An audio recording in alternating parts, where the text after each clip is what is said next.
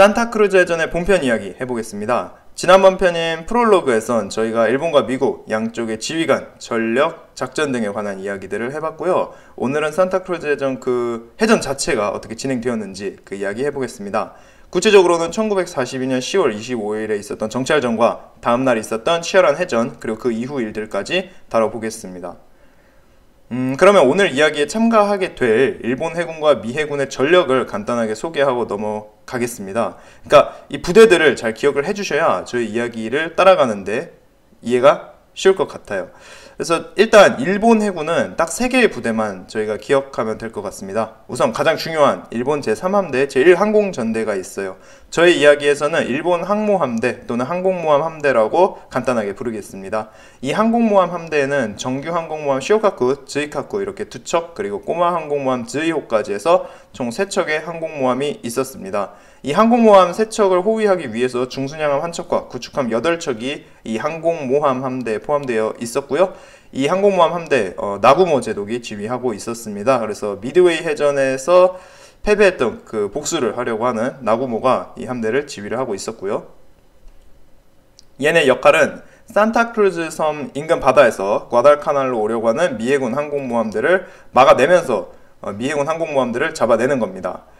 자, 그리고 이 부대와는 별개로 또 아베 제독이 이끄는 전위 부대가 있습니다. 전위 부대는 쉽게 말씀드리면 선봉부대가 되겠습니다. 이 전위 부대에는 전함 히에이, 키르시마, 그리고 이렇게 2척과 또 순양함 4척, 구축함 7척이 포함되어 있었고요. 그래서 얘네는 전위 부대, 말 그대로 나구모 제독이 이끄는 가장 중요했던 항공모함 함대, 얘네보다 한 130km 정도 앞에서 전진하는 역할이에요. 그래서 앞에 나아가면서 항공모함 함대를 지켜주는 스크린 역할을 하게 되고요. 적 항공모함의 그 공격을 흡수하는 역할도 하게 될 겁니다. 또 속도를 이용해서 적 함대에게 직접 몸통 박치기식 공격도 하게 될 것이고요. 자, 이 두 부대, 그리고 마지막으로 콘도 제독이 이끄는 전진 부대가 있습니다. 그래서 저희 이야기에서는 육상 공격 지원 함대, 또 지원 부대라고 이야기를 하게 될 텐데요. 이 함대의 역할은 과달카날 섬에서 육군이 벌이던 공격을 지원하는 겁니다. 그래서 진주만 폭격대 같이 함재기를 이용해서 육상에 있는 비행장을 공격한다, 그런 이야기가 되겠습니다. 그래서 이 함대에는 항공모함 주뇨가 있었고요. 주뇨는 함재기를 총 한 48대 정도 동원할 수 있었습니다. 주뇨 외에도 전함 콩고, 하루나, 그리고 추가로 14척의 순양함 구축함으로 이 함대가 구성되어 있었습니다. 그래서 저희에게 가장 중요한 거는 주뇨라는 항공모함이 있다는 거죠. 그래서 이 항공모함은 위에 나왔던 그 나구모 제독이 이끄는 항공모함 함대와는 별개로 행동을 하고 있었다는 겁니다. 이렇게 해서 일본 함대는 총 한 190대 정도의 함재기를 동원할 수 있었어요. 여기에 대항하는 미 함대는 항공모함 엔터프라이스와 호넷 이렇게 2척이 있습니다. 그래서 이 2척을 중심으로 미 해군은 2개의 기동부대로 나누어서 활동하고 있었어요. 그래서 얘네의 특징은 일단 대공 방어력이 굉장히 강하다는 것이고요. 또 호넷, 엔터프라이즈 2척으로 한 130여 대의 함재기를 발진시킬 수 있었습니다.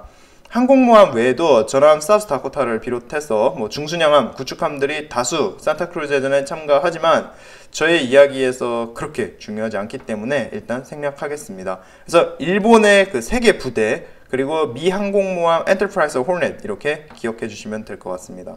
그래서 양쪽 모두 산타크루즈 해전의 최우선 목표는 바로 간단합니다. 상대방 항공모함을 잡아내면 됩니다. 다른 그 어떤 목표도 없어요. 그래서 일단 일본의 경우에는 명목상으로 과달카날 육지에서 벌어지던 전투를 지원한다라고 일본 해군이 온 거지만 앞으로 보게 될 산타크루즈 해전은 육상전과는 거의 아무런 상관없이 진행이 될 겁니다. 그래서 항공모함을 잡아내면 이기는 해전이 바로 산타크루즈 해전이었다라고 기억해 주시면 될 것 같아요. 자, 그러면 바로 이야기 한번 시작해 보겠습니다. 그래서 양쪽 세력의 10월 25일 정찰전부터 시작해서 10월 26일에 벌이는 그 치열한 해전까지의 그 이야기 해보겠습니다.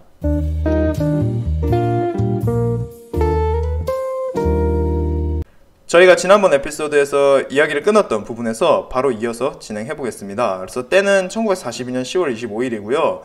일본 항공모함 함대는 미 항공모함들을 막기 위해서 점점 남쪽으로 내려오고 있었고요. 미 항공모함 함대 역시 일본 함대를 만나기 위해서 산타크루즈 섬 북쪽으로 이동하고 있었습니다. 그래서 양쪽 모두 조만간 적 항공모함과 마주칠 것이 확실했기 때문에 계속해서 정찰을 하고 있었습니다. 그래서 누가 먼저 상대를 발견하느냐가 가장 중요했기 때문에 정찰전이 매우 중요했습니다. 그래서 미국이 정찰에서는 일단 앞서고 있었어요. 그래서 에스페리토 산토 섬과 수상기무함 발라드에서 각각 정찰기를 띄웠는데 이 비행기들은 일본 항공모함들이 올 것으로 예상되는 산타크루즈 섬 남서쪽 부근에서 집중 정찰을 실시합니다. 그리고 그날 오전 9시 30분에 B-17 정찰기가 콘도 제독의 함대를 발견해요. 그리고 몇 분 뒤에는 또 다른 정찰기가 그 선봉부대였던 아베 제독의 전위부대도 발견합니다. 그래서 오전 10시에 마침내 나구모 제독이 이끌고 있던 가장 중요했던 항공모함 함대의 항공모함들도 발견이 되고요. 오전 11시 3분에 미군 정찰기가 나구모 제독이 가지고 있던 정규 항공모함 시오카쿠, 즈이카쿠, 그리고 꼬마 항공모함 즈이호까지 해서 세 척을 모두 발견하게 된 겁니다. 미 항공모함 함대를 지휘하고 있던 킹케이드 장군은 일본 항공모함들이 발견되었다는 소식을 오전 10시 25분에 듣게 됩니다. 그래서 그 전까지 진행되었던 정찰 보고에서는 일본 함대에 강력한 콩고급 전함들이 있고 이를 호위하는 수송선과 구축함대가 있다, 이러한 보고만 있었어요. 그래서 가장 중요했던 일본의 항공모함, 이 항공모함의 존재 유무 또는 그 위치가 보고되질 않았었거든요. 그래서 미군 지휘관들도 일본의 항공모함 이거 대체 어디 있는 걸까? 이렇게 하고 있던 차에 마침내 일본 항공모함 함대가 발견된 겁니다. 그래서 킹케이드 장군이 지휘하는 그 타스크포스 61, 그러니까 제61 기동부대에는 항공모함 홀넷과 엔터프라이즈가 있었는데, 그래서 항공모함 해전에서 가장 중요했던 게 이제 상대방을 먼저 발견하는 건데요. 마침 저로의 찬스가 왔던 겁니다. 그래서 나구모가 이끄는 항공모함 함대는 당시에 미 항공모함 홀넷과 엔터프라이즈가 있던 위치에서 북서쪽으로 600km 떨어져 있었습니다. 그래서 이 거리가 미군 함재기의 항속거리를 넘어섰거든요. 그래서 발견을 했는데 공격 나가기에는 너무 멀리 있었던 겁니다. 킹케이드 장군은 지금 항공 같은 정보를 얻었는데 너무 멀리 있어서 공격을 못하니까 답답했죠.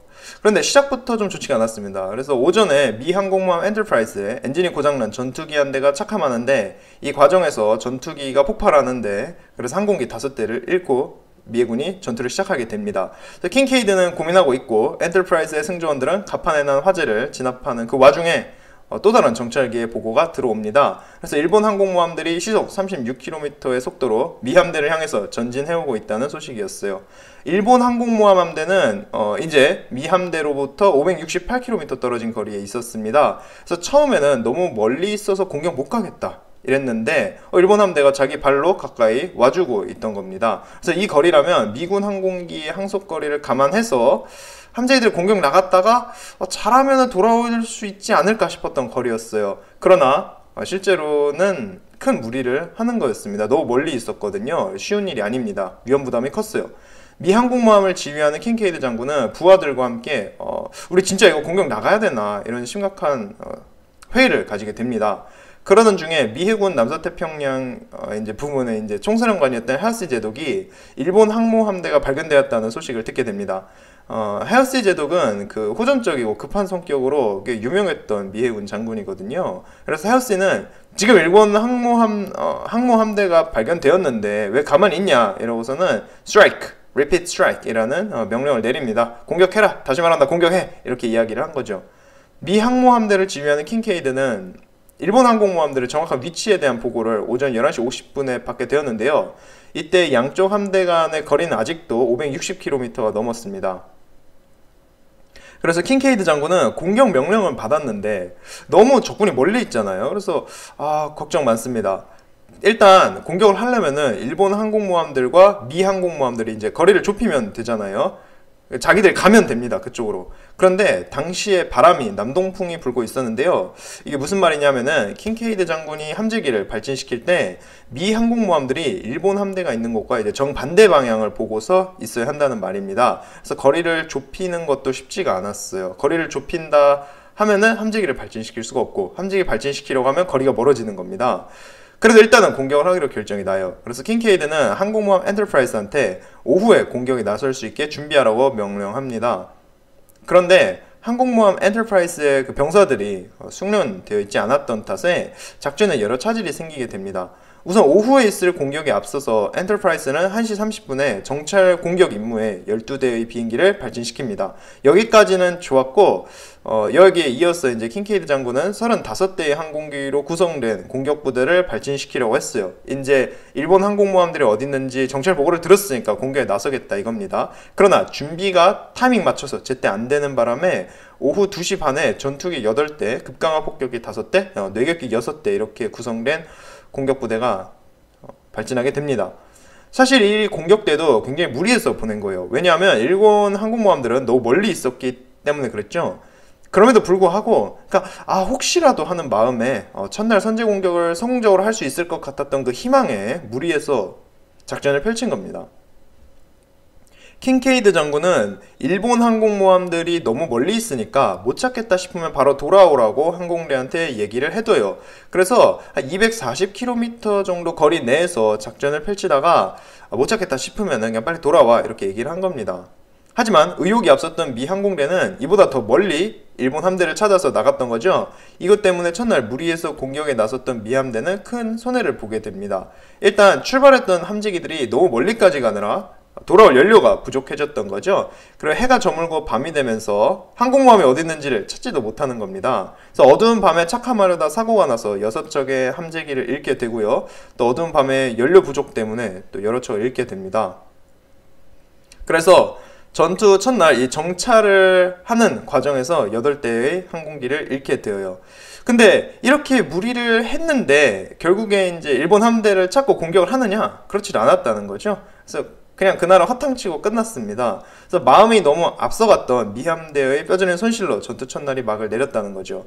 그날이 10월 25일입니다. 그래서 그날 밤에는 일본 함대나 미 함대나 양쪽 모두 다음 날에는 결정적인 항공모함 대결이 일어날 것이라고 잔뜩 긴장하고 있었습니다. 미 함대의 경우에는 일본 항공모함들을 잡으려고 밤새 산타크루즈 섬 북쪽을 향해 열심히 항해한단 말이죠. 그러니까 첫날 정찰전 할 때 거리가 너무 멀어서 실패했으니까 거리 좀 좁히겠다 이겁니다. 근데 이걸 두고 좀 논란이 있어요. 왜냐하면 무리해서 일본 항공모함들을 향해서 거리를 좁히면서 미 항공모함들이 큰 위기에 놓이게 되거든요. 그러니까 저희가 잊으면 안 되는 게 킹케이드 장군한테 있는 항공모함 엔터프라이즈 호넷 이렇게 두 척은 당시 미 해군이 갖고 있던 유일한 운용할 수 있던 항공모함입니다. 그런데 이 항공모함들을 이렇게 적극적으로 공격에 이용한다는 거는 사실 큰 위험 부담을 안고 가는 거죠. 특히나 일본 항공모함들을 잡겠다고 북쪽으로 이동하면서 너무 멀리 가버린 거예요. 그래서 미 항공모함들은 과달카날 섬에 있던 핸들슨 비행장에서 출격할 수 있는, 그러니까 육지에서 출격하고 있는 비행기들의 지원을 받을 수가 없게 됩니다. 또한 지금 일본 함대는 항공모함 함대만 있는 게 아니잖아요. 그러니까 나고모 제독이 이끄는 항공모함 함대 이거 말고도 다른 부대들이 있지 않습니까? 그래서 과달카날과 핸들슨 비행장을 지키고 있던 그 미군 병사들을 위협하는 일본 그 콘도 제독의 함대도 있잖아요. 하지만 이 함대에 대한 견제를 전혀 하지 않고 냅다 일본 항공모함대를 잡겠다고 지금 미 함대가 북쪽으로 이동한 겁니다. 이에 대해서 나중에 여러 비판이 있게 되어요. 물론 당시에 미 해군 제독들은 다음날 벌어지게 될 그 일본 항공모함들과의 전투에만 온 신경이 쏠려 있었습니다. 그래서 다른 생각은 거의 들지 않았다는 거죠. 그래서 다음날 있을 전투를 준비하던 킹케이드 장군, 이 사람의 마음도 편하진 않았습니다. 우선 미 항공모함 엔터프라이스는 아직 일본군이랑 싸우기도 전인데 25일 하루 동안 12대의 항공기를 이런저런 이유로 잃었단 말이에요. 그래서 이 때문에 엔터프라이스에서 작전에 동원할 수 있는 항공기가 전투기 31대, 폭격기 23대, 뇌격기 10대로 크게 줄어들게 되었습니다. 이렇게 되니까 킹케이드 장군은 내일 전투에선 엔터프라이즈의 항공기들한테 주로 이제 정찰 공격 임무 그리고 항공모함 엄호 등을 맡기기로 해요. 반대로 숙련된 항공모함 호넷의 항공대한테는 일본 항모함대를 공격하러 가는 임무를 맡기기로 합니다. 그렇게 다음 날인 10월 26일에서 이제 엔터프라이즈와 호넷은 총 137대의 항공기를 동원할 수 있게 되어요. 이뿐만 아니라 에스페리토 산토 섬에서 16대의 정찰기를 발진시켜서 같이 도와줄 계획을 잡고 있었습니다. 한편 10월 25일 저녁 7시에 그러니까 일본 콘도 제독이 이끄는 그 육상 지원 함대 얘네들은 남쪽으로 항해하기 시작합니다. 그래서 당연히 다음날 있을 격렬한 해전과 그 육지에서의 전투 지원 이런 목표를 위해서죠. 이와 더불어서 나고모 제독이 이끄는 항공모함 쇼카쿠, 즈이카쿠, 즈이호 이렇게 세 척도 남쪽으로 항해를 시작합니다. 그러니까 지금 kinkaid 장군이 이끄는 미 항공모함들이 북쪽으로 항해하고 있었으니까 양쪽 모두 서로를 향해 냅다 달려오고 있던 것이죠. 이 작전의 총지휘관이었던 야마모토 제독은 걱정이 좀 많았어요. 일단 작전이 굉장히 지연되었다는 게 마음에 걸렸겠죠.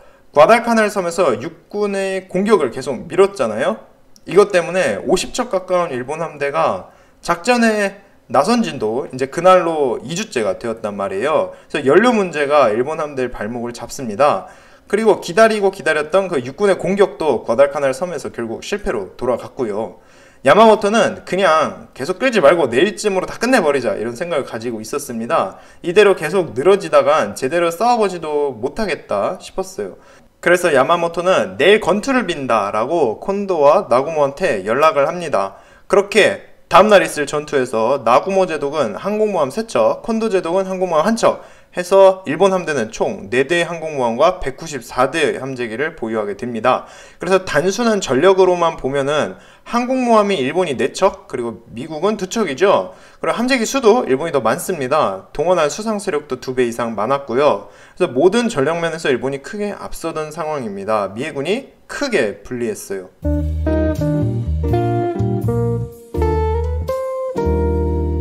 일본 해군, 미 해군 양쪽 모두 다음날 전투에서 먼저 상대를 찾아내겠다고 혈안이 되어 있었습니다. 그래서 눈에 불을 켜고 적을 찾아 돌아다녀요.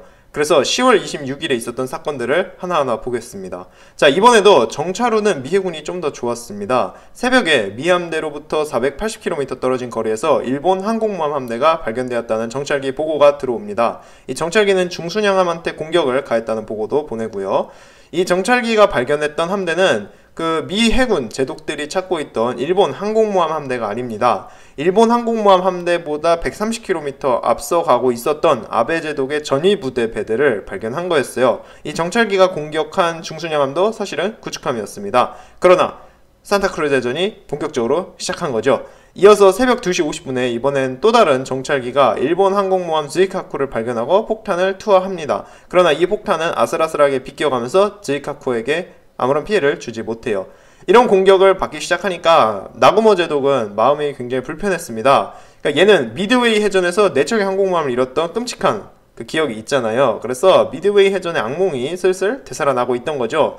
미군 정찰기들의 거듭된 공격으로 불안했던 나고모는 새벽 3시 30분에 자기 함대에게 북쪽으로 방향을 바꾸라고 합니다. 그래서 일단 거리를 좀 두려고 했던 거예요. 그때 당시 일본 항공모함들은 항공기한테 이제 항공기들에 잔뜩 연료 실어놓고 무장도 시켜두고 출격 대기를 해둔 상황이었는데 이 상태에서 공격받으면 항공모함에 큰 피해를 입게 된단 말이죠. 그래서 미드웨이 해전 때 일본 항공모함들이 이런 상태에서 기습 공격을 받아서 항공기 또 폭탄이나 어뢰가 유폭되면서 결국 항공모함들이 침몰했었단 말이에요. 그래서 불안했던 나고모 제독은 모든 항공기들한테서 연료를 뽑아내고 폭탄이나 어뢰 붙여둔 것도 다 떼내라고 합니다. 그래서 정말 걱정을 많이 했던 것 같아요. 그리고 자기도 정찰을 안 하고 가만히 있을 수는 없잖아요. 그래서 새벽 4시 45분에 14대의 전투기를 발진시켜서 정찰을 보냅니다. 그래서 시오카쿠, 즈이카쿠에서 각각 4대의 전투기를 그리고 즈이호에서 6대의 전투기를 발진시켜요. 5시 25분에 즈이호에서 또 3대의 정찰기가 추가로 보내지고요. 그러고 나서 걱정이 어느 정도 가셨던 나고모는 조심스럽게 공격에 나설 항공대를 조직하라고 합니다. 그래서 비행기에 재급유하고 폭탄 붙이고 무장하라는 거죠. 그래서 일본 항공모함 승무원들도 바쁘게 땀 흘리면서 작업에 들어갑니다. 그동안 미 항공모함 호넷과 엔터프라이즈의 갑판도 분주했어요. 오전 5시에 미 항공모함 함대도 바람 부는 방향으로 이제 배를 향하게 만들고요. 그 뒤 항공기를 발진시킵니다. 그렇게 아침에 엔터프라이즈에서 23대, 호넷에서 7대의 항공기가 정찰 공격 미션에 투입되어요. 그날 새벽에 일본 함대가 발견되었잖아요. 그러나 불행히도 이 소식이 킹케이드 장군한테 전달이 제대로 안 되었습니다. 엔터프라이즈에 타고 있던 킹케이드 장군은 새벽에 일본 항공모함 즈이카쿠가 발견되었다는 소식을 듣기는 듣는데, 그러니까 폭격기 16대를 모두 정찰에 내보낸 다음에 12분 뒤에 이 소식을 듣는단 말이에요. 그래서 공격대에 포함시킬 수 있었던 소중한 폭격기들이 상당수 이미 출발을 벌인 다음이었습니다. 그래서 많이 아쉬웠겠죠. 하지만 일단 새벽에 정찰 보고를 가지고서 Search and Attack, 정찰 공격 임무에 폭격기들을 보낼 것인가 말 것인가, 더 보낼 거냐, 이것이 관건이었습니다. 일단 항공모함 호넷의 폭격기들은 무장을 모두 마치고 출격할 준비를 하고 있었단 말이에요. 하지만 킹케이드 장군은 좀 더 확실한 정찰 보고가 들어오면 공격대를 그때 한 번에 내보내자, 이렇게 생각을 합니다. 그래서 조금 더 기다려 보기로 한 거죠. 한편 엔터프라이즈에서 발진한 정찰기들은 곧 일본 함대 위를 지나가게 됩니다. 그래서 오전 6시 17분에 정찰 나갔던 두 대의 던틀레스 급강화 폭격기가 일본 전위부대를 발견했던 거죠. 이 전위부대는 미 항공모함들로부터 서쪽으로 272km 떨어진 곳에 있었습니다. 그래서 전위부대를 지휘하던 아베 제독은 정찰기가 자기 함대 위를 지나가는 것을 본단 말이죠. 그래서 이걸 본 아베는 함대의 속도를 시속 55km까지 올리고선 북서쪽으로 방향을 바꿉니다. 그래서 함대가 발견되었으니까 공격받기 전에 위치를 옮기려 했던 거죠. 오전 6시 45분에 두 대의 던틀레스 폭격기가 중순양함 토네를 공격합니다. 하지만 폭탄은 빗나가고 토네의 대공포 사격에 맞고 폭격기 항대가 격추당해요. 지금 이야기하고 있는 아베 제독의 전위 부대는 저희 이야기에서 중요한 나구모 제독의 항공모함들보다 한 100km 정도 앞서가면서 방패 역할을 해주고 있는 함대입니다. 그래서 미 해군도 지금 계속해서 전위부대만 발견을 하고 있죠. 그래서 여기까지는 지금 전위부대에서 일어났던 사건들입니다. 하지만 6시 45분에 마침내 나구모의 항공모함 함대도 발견이 되어요. 그래서 오전 7시에 이제 정찰 나갔던 던틀레스 폭격기는 나구모가 가지고 있던 항공모함 3척을 모두 발견하게 되고요. 이로써 마침내 미 함대가 그렇게나 바라던 일본 항공모함들의 위치가 확인이 됩니다. 일본 함대의 견시도 하늘에 나타난 정찰기를 발견해요. 그래서 그 즉시 정찰기를 잡기 위해서 항공모함 쇼카쿠와 즈이카쿠에서 전투기 17대가 발진합니다. 하지만 이미 늦었어요. 그래서 정찰 보고는 이루어졌단 말이죠. 일본 항공모함 함대는 미 함대로부터 북서쪽으로 약 300km 떨어진 지점에 있었습니다. 문제는 이 거리가 너무 멀었다는 거죠. 미 항공모함이 발진시킬 수 있는 항공대는 이 거리까지 날아가서 작전을 펼치고 연료 부족 상태가 되지 않고 무사히 돌아오기가 어려웠습니다. 더군다나 일본 항공모함들은 북쪽을 향해 이동하고 있었는데 미 항공모함들이 이를 쫓아서 북쪽으로 가야만 했던 거죠. 다만 이제 바람 때문에 항공기를 발진시킬 때는 미 항공모함들은 남쪽을 향해 했다는 겁니다. 그래서 여러 가지 애로사항들이 있었던 거죠. 그러나 어찌되었든 함대를 지휘하던 킹케이드 장군은 전속력으로 북쪽을 향해 일본 함대를 쫓기로 결정을 합니다. 출발하기 전에 미 항공모함 호넷의 공격대는 이미 준비를 다 마치고 대기하던 상황이었어요. 그래서 7시 32분에 호넷은 전투기 8대, 폭격기 15대, 내격기 6대를 발진시킵니다. 10분 뒤에는 전투기 7대, 던틀레스 폭격기 9대, 어뢰 대신에요 폭탄을 장착하고 있던 어벤저 내격기 10대가 발진하고요. 7시 47분에는 항공모함 엔터프라이즈에서도 19대의 항공기로 구성된 공격부대를 발진시킵니다. 그렇게 각각 3개의 공격대가 일본 항공모함들을 향해 날아가게 된 건데요. 이 3개의 항공대는 서로 상호 팀워크를 하거나 소통을 하지 않고 이제 각각 작전을 펼치게 됩니다. 자, 그렇게 미 함대가 발빠르게 움직이는 동안 일본 항공모함 함대를 지휘하는 나구모 제독도 굉장히 중요한 정보를 입수하게 됩니다. 항공모함 쇼카쿠의 정찰기가 동남쪽으로 336km 떨어진 곳에서 미 항공모함들을 발견한 것이죠. 그래서 오전 6시 58분에 나구모가 이 보고를 듣게 됩니다. 그래서 마침내 자기가 꿈에 그리던 그 항공모함 대결, 또 미드웨이 해전의 복수를 할 수 있는 날이 온 것이죠. 그래서 나구모는 그 즉시 1차 공격대를 발진시키라는 명령을 내립니다. 그렇게 오전 7시 10분에 일본 항공모함들한테서 첫 번째 비행기가 발진하기 시작합니다. 이 항공대는 무라타 시게하루 소자가 지휘하게 되어요. 무라타는 진주만 폭격대 40대의 폭격기 편대를 지휘했던 인물로서 당시 일본 해군이 가지고 있던 가장 숙련된 그 폭격 또 뇌격 전문가였다고 합니다. 그렇게 시오카쿠에서 4대의 전투기와 20대의 뇌격기가, 그리고 즈이카쿠에서 8대의 그 발 8대의 제로센 전투기와 21대의 발폭격기가 출격하게 됩니다. 경항공모함 즈이호에서도 10대의 항공기가 출발하고요. 그렇게 7시 30분에 무라타 소자가 지휘하는 일본 1차 공격대가 남동쪽으로 날아오게 됩니다. 이 항공대에는 21대의 제로센 전투기, 21대의 발폭격기, 그리고 22대의 케이트 내격기로 편성이 되어 있었어요. 이 항공대의 조종사들은 모두 진주만 폭격, 산호의 해전, 미드웨이 해전, 동부 솔로몬 해전을 치르고 살아남았던 역전의 용사들이고 베테랑들이었습니다. 이 공격대가 날아가는 동안에 항공모함 시오카쿠, 즈이카쿠의 승무원들은 바빴습니다. 나고모 제독이 곧바로 2차 공격대도 발진시키라고 부하들을 엄청 재촉하거든요. 경납고에선 무장사들과 병사들이 땀을 뻘뻘 흘리면서 항공기들을 무장시키고 준비하고, 또 항공모함의 엘리베이터가 바쁘게 오르락 내리락 하면서 비행갑판으로 항공기들을 계속 옮깁니다.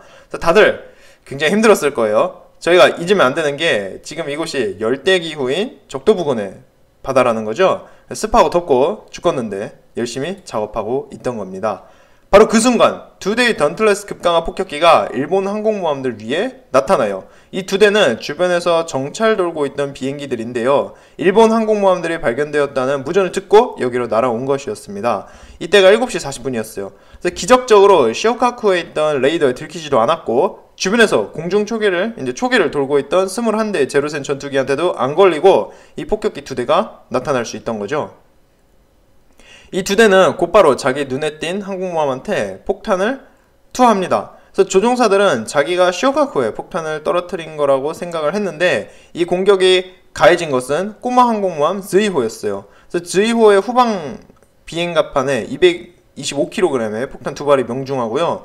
이 피해로 인해서 즈이호의 비행갑판에 큰 구멍이 뚫리고 화재가 발생합니다. 그래서 이로써 더 이상 항공기들이 이착함할 수가 없게 되어요. 이 때문에 즈이호는 전투에 계속 참여할 수가 없게 됩니다. 2000km 떨어진 추룩섬에 다시 돌아가서 수리받아야 되는 거예요. 그렇게 기습 공격을 통해서 일본의 항공모함 한 척이 전열해서 낙오됩니다. 이 성공적인 공격을 가했던 던틀레스 폭격기 조종사들은 무려 70km 가까이 제로센 전투기 세대와 쫓고 쫓기는 추격전을 벌이지만 무사히 살아서 돌아오게 되고요. 자기들이 떨어뜨렸던 폭탄에 대한 무용담을 실컷 자랑할 수 있었습니다. 일본은 전투가 본격적으로 시작하고 꼬마 항공모함 즈이호가 피해를 입으면서 더 이상 작전을 수행할 수 없게 되었습니다. 그러나 다행인 것이 즈이호는 이제 경항공모함, 꼬마 항공모함이잖아요. 그래서 즈이호 한 척 정도야 없어도 전투를 계속 진행할 수 있었단 말이에요. 정규 항공모함 시오카쿠, 즈이카쿠는 아직 멀쩡했잖아요. 당장 시오카쿠만 해도 즈이호보다 3배 이상의 더 많은 항공기를 싣고 다니면서 작전을 할 수 있었단 말이에요. 그래서 아직 중요한 퀸 2개가 남아있었다, 그렇게 볼 수 있겠습니다. 만약에 미군 조종사들이 폭탄을 경항공모함 즈이호가 아니라 시오카쿠에 떨어뜨렸다면 전투 자체가 크게 달라졌을 수도 있습니다. 그러나 일본군한테는 다행히도 폭탄을 경항공모함, 그러니까 꼬마 항공모함 즈이호에 떨어졌습니다. 그래서 꼬마 항공모함 한 척이 낙오되었다고 해서 일본 함대가 휘청거리지는 않는 거죠. 하지만 일본 함대를 지휘하고 있던 나구모 제독, 나구모는 즈이호가 피해를 입은 것이 너무 충격적이었습니다. 일단 나구모의 마음속에는 미드웨이 해전의 트라우마가 있단 말이에요. 그래서 이러다가 내가 지는 거 아니야, 이렇게 걱정이 되는 겁니다. 그러니까 상황이 좀 엇비슷합니다. 미드웨이 해전 때도 일본 항공모함들은 항공부대를 발진시키려고 준비하던 그때 기습 공격받아서 죄다 침몰했단 말이에요. 그러니까 곳곳에 항공기에 탑재할 폭탄 어뢰가 굴러다니고 항공 연료를 잔뜩 실은 항공기가 밀집해 있는 그 순간입니다. 그러니까 다시 말씀드리면 항공모함이 가장 위협에 노출돼 있던 때죠. 지금 미드웨이 해전 때 기습받았던 그 순간처럼 일본 항공모함들은 공격 준비에 한창이었습니다. 그런데 지금 미군 폭격기가 나타나서 즈이호를 공격한 거죠. 즈이호는 다행히도 싣고 있던 전투기를 다 내보내서 유폭되거나 추가 피해가 일어나지는 않았어요. 하지만 정규 항공모함 시오카쿠와 즈이카쿠는 2차 공격 때 발진시킨다고 바빠갖고 공격에 완전히 노출된 상태였습니다. 이러니까 겁이 났던 나구모는 빨리빨리 2차 공격대를 발진시키라고 미친듯이 부하들을 닥달합니다. 그러니까 항공요원들도 발작에 걸린 것처럼 후다닥 공격대를 출발시키고요. 그래서 일본 함대한테는 다행인 것도 연이은 추가 기습 공격은 없었습니다. 그래서 항공모함 시오카쿠에서 먼저 이제 제2차 공격부대를 발진시킬 준비가 끝나요. 시오카쿠와는 달리 즈이카쿠에서는 승무원들이 무거운 어뢰를 일일이 함상 공격기에 장착시키느라 시간이 좀 더 걸렸습니다. 그리고 중요하게 시오카쿠에는 나구모 제독이 직접 타고 있었단 말이에요. 그래서 나구모가 거의 경기를 일으키듯이 하도 빨리빨리 하라고 재촉을 한 결과 시오카쿠에서 준비가 먼저 끝난 게 아닌가 싶습니다. 나구모는 시간이 없으니까 준비가 끝난 항공모함 시오카쿠의 공격대 먼저 출격시키라고 해요. 그래서 오전 8시 10분에 시오카쿠에서 이제 항공기가 출격하게 됩니다. 그렇게 8시 18분이 되면 시오카쿠에서 발진한 5대의 제로센 전투기와 20대의 발 함상 폭격기가 미 항공모함들을 향해 날아가게 됩니다. 자매함인 시오카쿠보다 즈이카쿠는 준비가 조금 늦었어요. 그래서 오전 9시쯤에 즈이카쿠는 17대의 케이트 4격기와 4대의 제로센 전투기를 출격시킵니다. 이렇게 해서 먼저 출발한 1차 공격대, 그리고 시오카쿠에서 출격한 폭격기들과 즈이카쿠에서 출격한 4격기 부대로 이제 제2차 공격대가 미 항공모함들을 향해 날아갑니다. 그래서 나구모는 공격대가 모두 출발하는 동안 아무런 추가 공격을 받지 않았기에 놀란 가슴을 쓸어내리고요.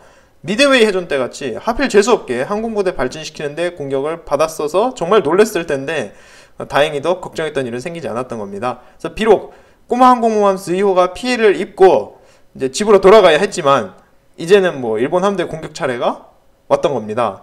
한편 지금 본 나구모의 항공모함 함대 말고 다른 일본 함대들도 미 항공모함들이 발견되었다는 소식을 들었단 말이에요. 그래서 미 항공모함 함대가 나타났다는 소식을 접한 나머지 일본 함대도 과달카날 공격에 앞서서 미 항공모함 함대를 잡아내기로 합니다. 그래서 어차피 과달카날에서 벌어지는 육상 전투에서 일본 육군이 제대로 전투를 수행해내지 못하고 있었기 때문에 해상에서 지원해주는 건 한계가 있었잖아요. 그래서 반면 지금 나타난 미 항공모함들은 미 해군이 가지고 있던 유일한 항공모함들입니다. 그래서 이것만 잡으면 앞으로의 전투는 이긴 거나 마찬가지였어요. 그래서 콘도 제독은 자기가 이끄는 함대를 북동쪽으로 이동시켜서 나구모를 도와주러 갑니다. 나구모한테는 공격받아서 피해를 입은 즈이호, 그리고 정규항공모함 시오카쿠, 즈이카쿠가 있었잖아요. 반면 콘도 제독한테는 항공모함 주니오가 있었습니다. 그래서 항공모함 전력을 보탤 수 있는 셈입니다. 다만 콘도의 함대는 제법 멀리 떨어져 있었기 때문에 신속히 이동해야 했죠. 그리고 나구모가 이끄는 항공모함 함대 약 100km 앞에서 전진하고 있던 전위부대가 있습니다. 그래서 아베 제독이 이끄는 전위부대에는 고속전함 히, 키리시마를 필두로 순양함과 구축함들이 있었단 말이에요. 그래서 이 전위부대 배들은 속도가 빨랐습니다. 그래서 배들의 속도를 이용해서 맹렬히 내달려서 미 항공모함들이 있는 곳까지 가기로 해요. 일본 항공모함들이 공격해서 미 해군 배들한테 피해를 주면 이 배들을, 그러니까 쩔뚝거리고 있는 이 배들을 아베 제독의 전위부대가 따라잡아서 함포를 이용해서 격침시키겠다, 이런 셈이었습니다. 과연 항공모함의 주인공이 된 해전에서 전함 히에이와 키리시마가 이런 과감한 작전을 해낼 수 있을지는 저희가 지금부터 봐야겠습니다. 그래서 아베 제독은 자기가 이끄는 전위부대를 둘러 나누어요. 추격을 위해서 말이죠. 그래서 전함 히에이, 키리시마와 순양함 2척, 구축함 4척으로 이루어진 함대, 그리고 순양함 토네와 치쿠마, 그리고 구축함 2척으로 이루어진 함대로 나누어서 냅다 미 함대를 향해 달려갑니다.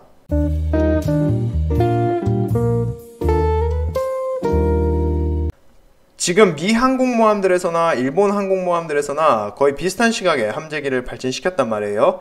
남서태평양 바다 위를 100대가 넘는 비행기들이 벌떼같이 윙윙 날아다니고 있는 상황이라고 보시면 됩니다.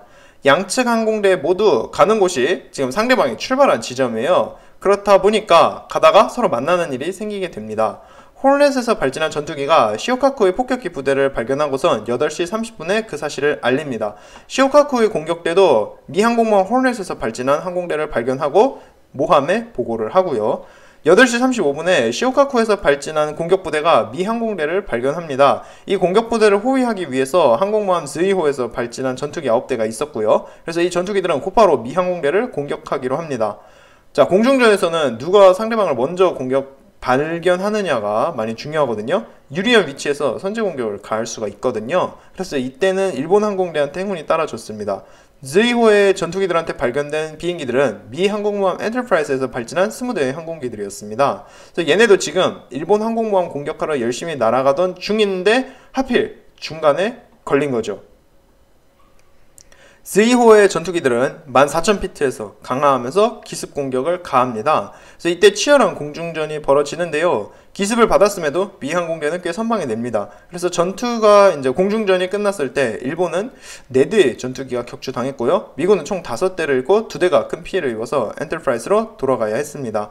하지만 즈이호의 전투기들이 원래 해야 하는 역할은 일본 공격부대에 있는 폭격기와 뇌격기를 엄호하는 일입니다. 하지만 쓸데없이 공격에 나섰다가 피해만 입으면서 이제 무라타 소자가 이끄는 뇌격기들은 공중 엄호를 받지 못하게 된 겁니다. 이러한 사건 사고가 있었지만 양쪽의 항공대는 목표물을 향해서 도착하게 되어요. 그래서 먼저 공격에 성공했던 것은 미군이었습니다. 8시 40분에 일본 항공모함 시오카쿠의 레이더에 남서쪽으로 124km 떨어진 곳에서 접근해오는 미 공격부대가 잡혀요. 이 공격부대는 미 항공모함 호넷에서 발진했던 1차 공격부대였습니다. 그 순간 일본 항공모함들 상공에는 23대의 제로센 전투기가 초계를 돌고 있었어요. 이 중 3대는 전위부대에 있는 전함 히이와 키리시마를 엄호하러 갔고요. 총 20대가 항공모함들을 지키고 있었습니다. 미군 전투기들은 항공모함들을 엄호할 때 항상 항공모함에서 조금 떨어져서 공중전을 벌였거든요. 하지만 일본의 제로센 전투기들은 자기 항공모함 바로 위에서 싸웠다고 합니다. 이게 왜 이랬냐면 제로센에 설치된 무전기가 영 시원찮아서 좀만 멀리 나가도 모함과 연락이 잘 안 되었던 거예요. 이렇다 보니까 위험하긴 했지만 항공모함에서 가까운 곳에서 공중전을 벌이면서 미군 폭격기와 뇌격기들을 막아야 했습니다. 8시 50분에 호넷의 1차 공격대는 미 함대의 위치에서 240km 떨어진 곳에서 처음으로 일본 배들과 마주합니다. 이 배들은 전위부대 중순양함 토네와 치쿠마였어요. 토네와 치쿠마는 어떻게든 미 항공모함들에게 접근해서 공격을 해보겠다고 이제 초고속으로 달려가던 중이었죠. 호넷의 제1차 공격대는 일본 중순양함대를 무시하고 계속 북쪽으로 비행합니다. 얘네가 찾는 것은 바로 일본 항공모함들이었죠. 9시 10분에는 전함 히이와 키리시마 위를 지나가지만 이 역시도 그냥 무시해요. 하지만 이 전함들을 엄호하고 있던 제로센 전투기들이 미 항공기들이 그냥 지나가게 놔두질 않습니다. 항공모함 즈이호에서 발진했던 제로센들이 호넷의 1차 공격대에게 달려들어서 공중전을 벌여요. 일본은 제로센 3대 중에서 2대가 격추당하지만 미 항공대가 가지고 있던 7대의 와일드캣 전투기를 모두 격추시키거나 또는 큰 피해를 줘서 다시 돌아가게 만듭니다. 한 차례 공중전이 끝나고 나니까 호넷의 1차 공격대한테는 더 이상 엄호 전투기가 남아있질 않게 되어요. 15대의 폭격기와 6대의 뇌격기는 전투기의 호위 없이 그냥 계속해서 일본 항공모함을 찾아 날아가게 됩니다. 공격대는 제로센 전투기를 피해서 구름 속에 최대한 숨어서 비행을 하거든요. 그렇게 몇 분을 비행을 했을까? 40km 앞에 갑자기 일본 배들이 나타난 거죠. 폭격기들을 지휘하던 윌리엄 위테엄 소령은 큰 항공모함 한 척과 연기를 뿜고 있던 작은 항공모함을 발견했다라고 회고합니다.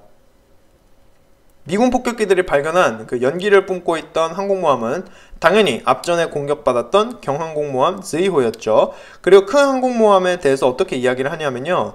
With a distinctively pronounced island, which looked fully as large as our Saratoga class, flight deck extending the complete length of the ship and faded brick red in color 라고 이야기를 하고 있습니다. 그래서 이게 바로 진주만 폭격의 원수이자 미 해군의 핵심 표적이었던 전기항공모함 쇼카쿠에 대한 묘사입니다. 그래서 나구모 제독도 여기 타고 있었고요. 다른 한 척의 항공모함이었던 즈이카쿠는 비구름 밑에 있었기 때문에 미군 조종사들이 발견하지 못했습니다. 그러나 공격할 위치까지 붙는 게 쉽지가 않았어요. 일본 항공모함들을 지키고 있던 제로센 전투기들이 벌떼같이 날아와서 폭격기들을 공격합니다. 앞선 공중전 때문에 미 항공대는 지금 엄호하는 전투기가 한 대도 없잖아요. 완전히 무방비한 상태에서 폭격기들은 전투기들에게 공격받고 그 수가 곧바로 10대로 줄어듭니다.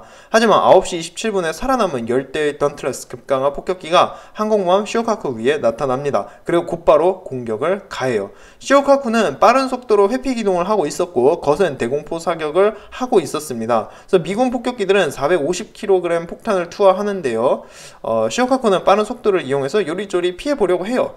그렇게 처음 떨어진 서너 개의 폭탄은 시오카쿠가 잘 피해갑니다. 하지만 이어서 투하되는 폭탄을 결국 얻어맞게 되어요. 그래서 약 3발에서 최대 6발의 폭탄을 시오카쿠가 이때 얻어맞게 됩니다. 이 피해로 시오카쿠의 함교는 찌그러지고 비행갑판도 파괴되고요. 항공기를 운반할 때 쓰는 엘리베이터도 파괴됩니다.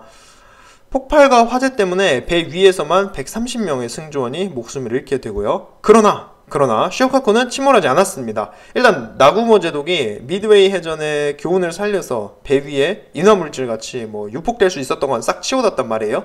그래서 비록 폭탄을 두드려 맞고 배가 큰 피해를 입었을지언정 정규 항공모함 시오카쿠는 침몰하지 않았습니다.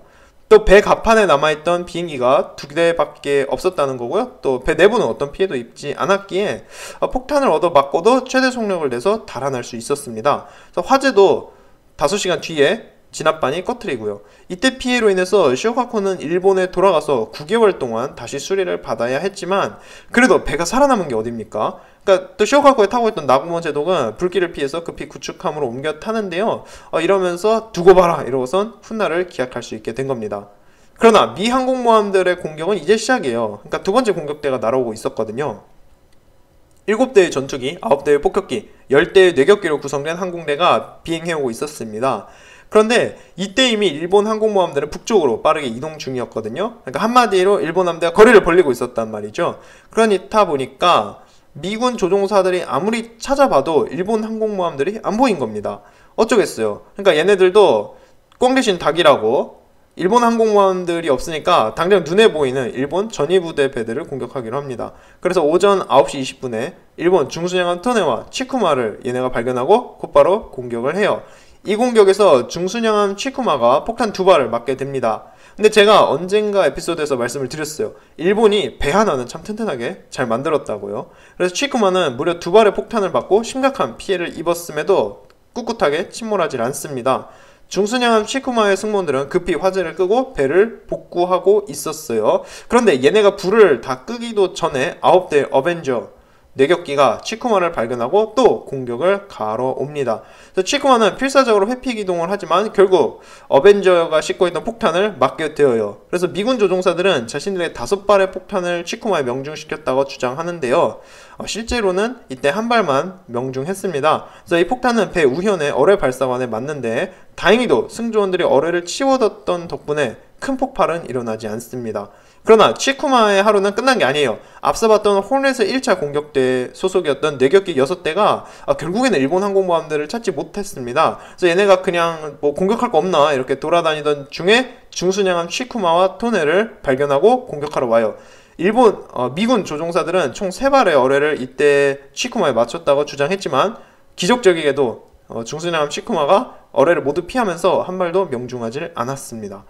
한편 항공모함 엔터프라이즈에서 발진한 공격대의 경우 앞서서 일본 항공모함 스이호의 전투기들과 공중전을 벌였잖아요. 그래서 전력이 크게 감소해 있었습니다.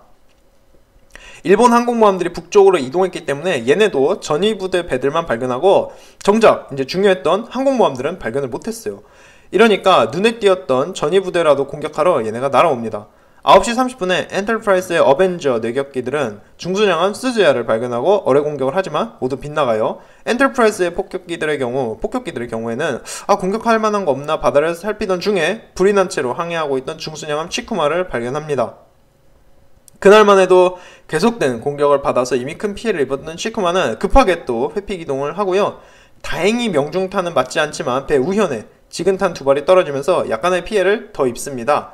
근데 일본 배가 정말 튼튼하긴 해요. 왜냐하면 이 정도 피해를 입었는데도 치쿠마는 불길에 휩싸인 상태로 계속 달아나서 산타크루즈에서 살아남습니다. 그래서 나중에 일본까지 가서 다시 수리를 받게 된단 말이죠. 다만 이날의 피해로 인해서 중순양함 치쿠마에 타고 있던 900명의 승무원 중에서 192명이 전사하고 95명이 부상을 입게 됩니다. 그렇게 그날 미 항공모함 함대는 총 75대의 항공기를 공격에 투입했고요. 16대의 항공기를 추가로 정찰 공격 임무에 투입했단 말이죠. 실제로 일본 항공모함들을 잡기 위해 출격했던 그 75대의 항공기들 중에서 정작 10대만 일본 항공모함을 찾아내서 제대로 된 공격을 할 수 있었던 겁니다. 그래서 미 해군 입장에서는 그날이 실로 좀 실망스러운 날이죠. 미 항공대는 폭격기, 뇌격기들의 팀워크도 전혀 이루어지지 않았고요. 호위하는 와일드캣 전투기들도 제대로 된 업무를 해주지 못했다고 평가받고 있습니다. 만약에 미군 조종사들이 방향치가 아니라서 일본 항공모함들을 제대로 발견했다면 일본 해군이 입었던 피해는 더 컸을 거란 말이에요. 또 폭격기와 뇌격기들의 팀워크가 잘 맞았다면 분명히 정규 항공모함 시오카쿠만큼은 격침시킬 수 있었을 거고요. 같은 항공대였는데 폭격기들은 시오카쿠를 찾아내서 폭탄을 명중시켰던 반면 함께 가고 있던 뇌격기들은 길 잃고 헤매느라 시오카쿠의 어뢰를 맞출 기회도 못 봤단 말이죠. 엄한 중수량을 치쿠마에 어뢰를 발사하지 않았습니까? 그래서 이런 문제들이 지적되겠습니다. 미 항공부대와 이를 막는 일본 항공모함들 사이의 그 피해를 정리해보자면은 정규 항공모함 시오카쿠가 중파당했지만 살아남았다는 거겠고요. 일본은 전투기 5대를 잃었고 반면 미군은 8대의 항공기를 잃었습니다. 자, 그러나 산타크루즈 해전은 이제 시작이에요. 일본 항공모함들은 공격받기 직전에 자기가 가지고 있던 거의 모든 함재기를 공격에 내보냈단 말이에요. 그래서 이제 그 항공부대가 미 항공모함들을 잡으러 날아오고 있었습니다. 미 항공모함 엔터프라이즈, 호넷, 그리고 이 항공모함들을 지휘하던 킨케이드 장군과 모든 미 해군 장병들은 곧 일본 비행기들이 나타날 거라는 걸 알고 있었어요. 앞전에 정찰 나갔던 비행기들은 일본 항공모함들의 갑판이 깨끗했다고 말해줬거든요. 그러니까 갑판이 깨끗하다, 이 말은 뭐겠어요? 일본 항공모함들이 싣고 있던 함재기들이 죄다 어디론가 날아갔다는 뜻이잖아요. 어디로 날아오고 있겠어요? 당연히 미 해군, 자기들이 있는 곳으로 오고 있겠죠. 따라서 미 함대는 긴장감이 돌고 있었죠. 모두가 레이더를 살피고 또 지평선을 보면서 적군 언제 오나 이렇게 찾고 있었습니다. 미 함대는 항공모함들을 지키기 위해서 함대 가운데에 항공모함을 두고 모두가 원형으로 삥 둘러서 방어를 하고 있었습니다. 이것을 저희가 함대 원형진이다 라고 이야기를 하고 있어요. 자, 미 함대에게 가장 중요했던 것은 무엇이냐면요, 레이더를 통해서 다가오는 일본 공격부대를 포착해내고 곧바로 정확한 위치에다가 전투기들을 투입하는 것이었습니다. 그 당시에 미 항공모함 엔터프라이즈는 11대의 전투기를 초계를 위해 띄워둔 상태였고요. 미 항공모함 호넷의 경우 8대 그렇게 띄웠습니다. 이 두 대의 항공모함은 서로 16km의 거리를 두고서 떨어져 있었고요. 여기서 문제는 미군 전투기들이 3000m 상공에서 비행하고 있었다는 겁니다. 미군 조종사들은 레이더를 무척 신뢰하고 있었고 자신들이 여기서 비행하면서 연료와 산소를 좀 아끼고 있어도 괜찮다고 생각을 합니다. 레이더를 통해서 적이 발견되면 그때 적이 발견된 위치로 고도를 높이거나 이동할 여유가 충분히 있을 거라고 생각한 거죠.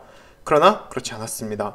오전 8시 30분에 항공모함 호넷에서 추격한 공격부대가 일본 항공부대가 오는 것을 보고선 경보를 울려요. 지금 저기 새까맣게 날아오고 있다고 알린 거죠. 한편 미 순양함 노스햄튼에 있던 레이더가 112km 떨어진 지점에서 날아오는 일본 비행기들을 발견합니다. 노스햄튼은 곧바로 이 소식을 항공모함 호넷에 알려요. 그러나 이 소식은 엔터프라이즈와 공중초계를 돌고 있던 그 전투기 조종사들에게는 알려지지 않습니다. 호넷은 지금 적이 날아오고 있다는 소식을 듣고선 방어를 위해서 전투기를 급하게 더 날려보내요. 그렇게 미 항공모함 함대 상공에는 총 37대의 전투기가 떠있게 됩니다. 일본 항공모함 함대와 달리 그 방어력을 저희가 볼 수 있어요. 일본 항공대는 미 항공모함 가까이에 가기도 전에 미리 대기하고 있는 이 전투기들을 뚫어야만 했던 겁니다. 오전 8시 53분에 일본 함상 공격기들을 지휘하는 무라타 소자의 눈에 마침내 미 항공모함들이 보이기 시작합니다. 한 척의 항공모함, 두 척의 순양함, 그리고 네 척의 구축함이었어요. 무라타가 발견한 건 항공모함 호넷과 호넷을 지키는 함정들이었습니다. 항공모함 엔터프라이즈는 구름 밑에 가려져서 일본 조종사들이 발견하지 못했어요. 무라타 소자는 곧바로 공격을 하라고 명령합니다. 공격해오는 일본 항공대는 둘로 나뉘어져 있었어요. 즈이카쿠에서 발진한 발폭격기 21대와 이를 엄호하는 전투기 8대, 이 부대는 6300m 상공에서 비행하고 있었습니다. 그리고 항공모함 시오카쿠에서 발진한 케이트 함상 공격기, 이 뇌격기 20대와 4대의 전투기는 4200m 상공에서 접근해오고 있었습니다. 무라타가 미 함대를 발견하고 2분이 지났을 때 마침내 항공모함 호넷 레이더도 몰려오는 적 비행기들을 발견해요. 호넷으로부터 72km 떨어진 곳에서 일본 항공부대가 접근해오고 있었습니다. 엔터프라이즈 레이더도 일본 항공부대를 발견하고요. 미군 조종사들은 일본 항공부대를 막기 위해서 고도를 높이려고 하거든요. 하지만 고도를 충분히 높여서 상대를 막기에는 이미 때가 늦었었습니다. 레이더가 일본 항공대를 발견하고 4분이 지난 뒤에 미군 조종사들도 적을 발견해요. 그러나 제대로 된 공격을 실시하기에는 그 미군 전투기들이 너무 낮게 비행하고 있었다는 게 문제죠. 결국 제대로 된 타이밍에 항공모함을 지킬 수가 없었습니다.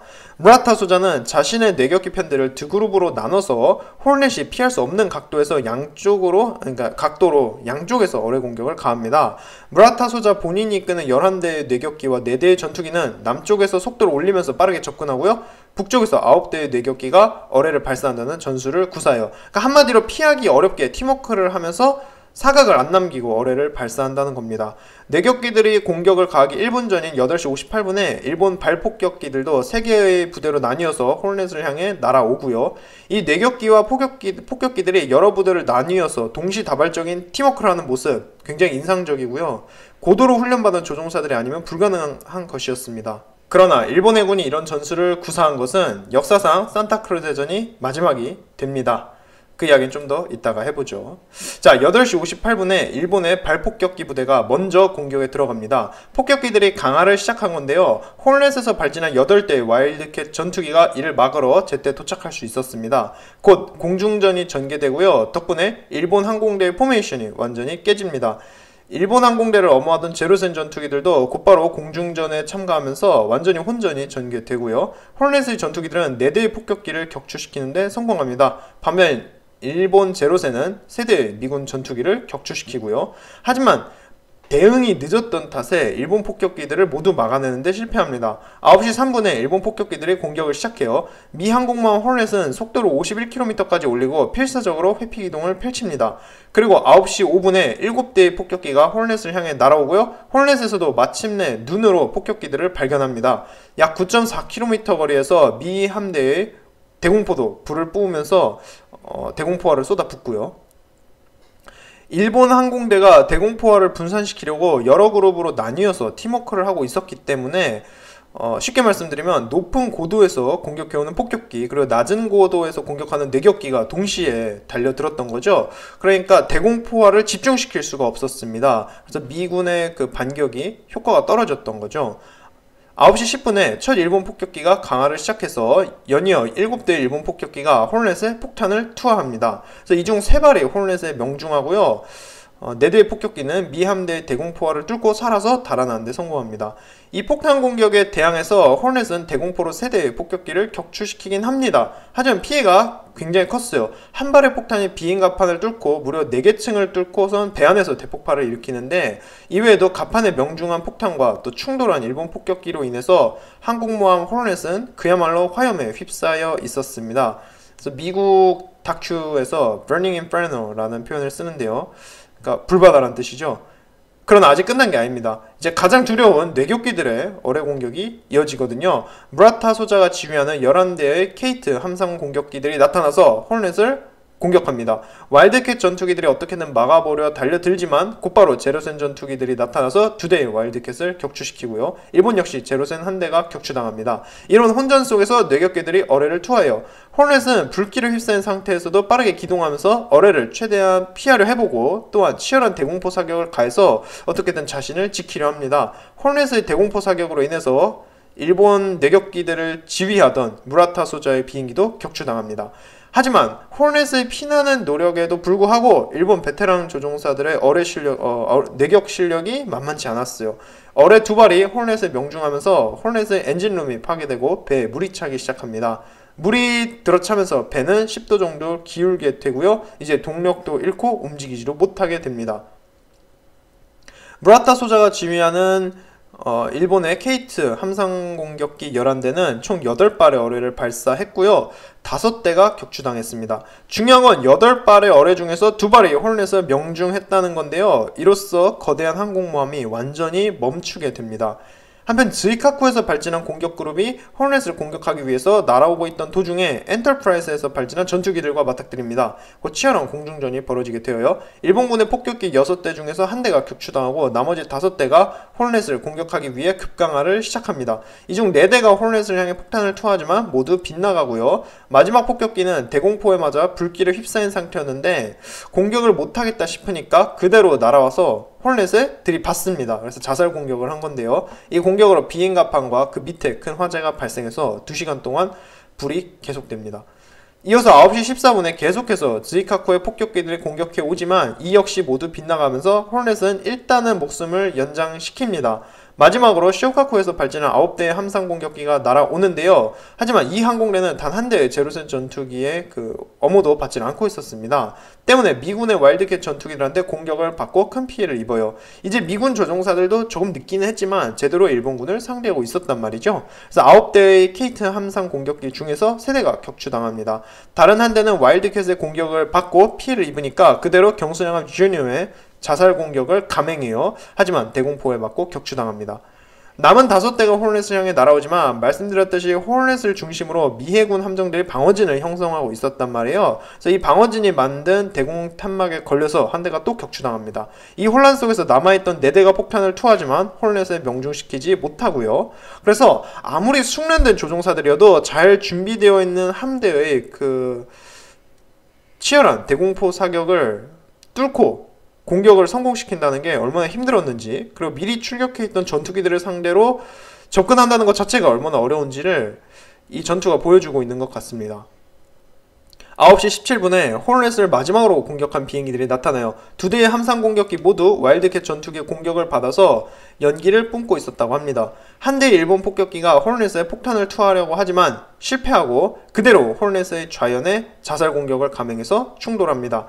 이후 일본 내격기 몇 대가 어뢰를 투하하려 하지만 실패로 돌아가고 일본 항공대는 철수하기 시작해요. 이 철수 과정에서 또다시 미군 전투기들과 치열한 공중전이 벌어집니다.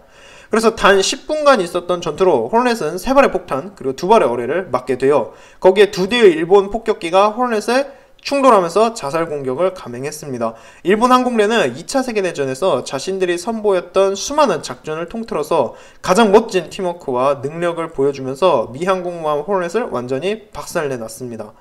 일본한테는 아쉽게도 가장 멋지고 훌륭한 기량을 보여줬던 전투인 동시에 마지막이 될 작전이었어요. 왜냐하면 호르넷을 잡으러 왔던 베테랑 조종사 대부분이 전사했기 때문입니다. 53대의 일본 항공기 중에서 무사히 돌아갈 수 있었던 항공기가 거의 없었어요. 12대의 전투기 중에선 7대만 돌아갈 수 있었고요. 21대의 발폭격기는 대부분 격추당해서 4대만 돌아가게 됩니다. 20대의 케이트 내격기 역시나 거의 대부분 격추당하고 4대만 살아남아서 돌아가고요. 반면 호르넷 위에서 벌어진 공중전에서 미군은 6대의 와일드캣 전투기만을 잃었습니다. 그래서 일본 해군은 비록 항공모함 한 척에 큰 피해를 줬다지만 항공대가 입었던 피해가 너무 컸다는 거죠. 그나마 일본한테 위안이 됐던 거는 호르넷이 완전히 끝장나기 직전이었다는 겁니다. 호르넷은 완전히 엔진이 나가서 바다에 동동 떠있을 수밖에 없었고요. 항공작전을 수행하는 것도 불가능했습니다. 생존해 있던 승조원 대부분은 불길을 잡느라 정신이 없었고요.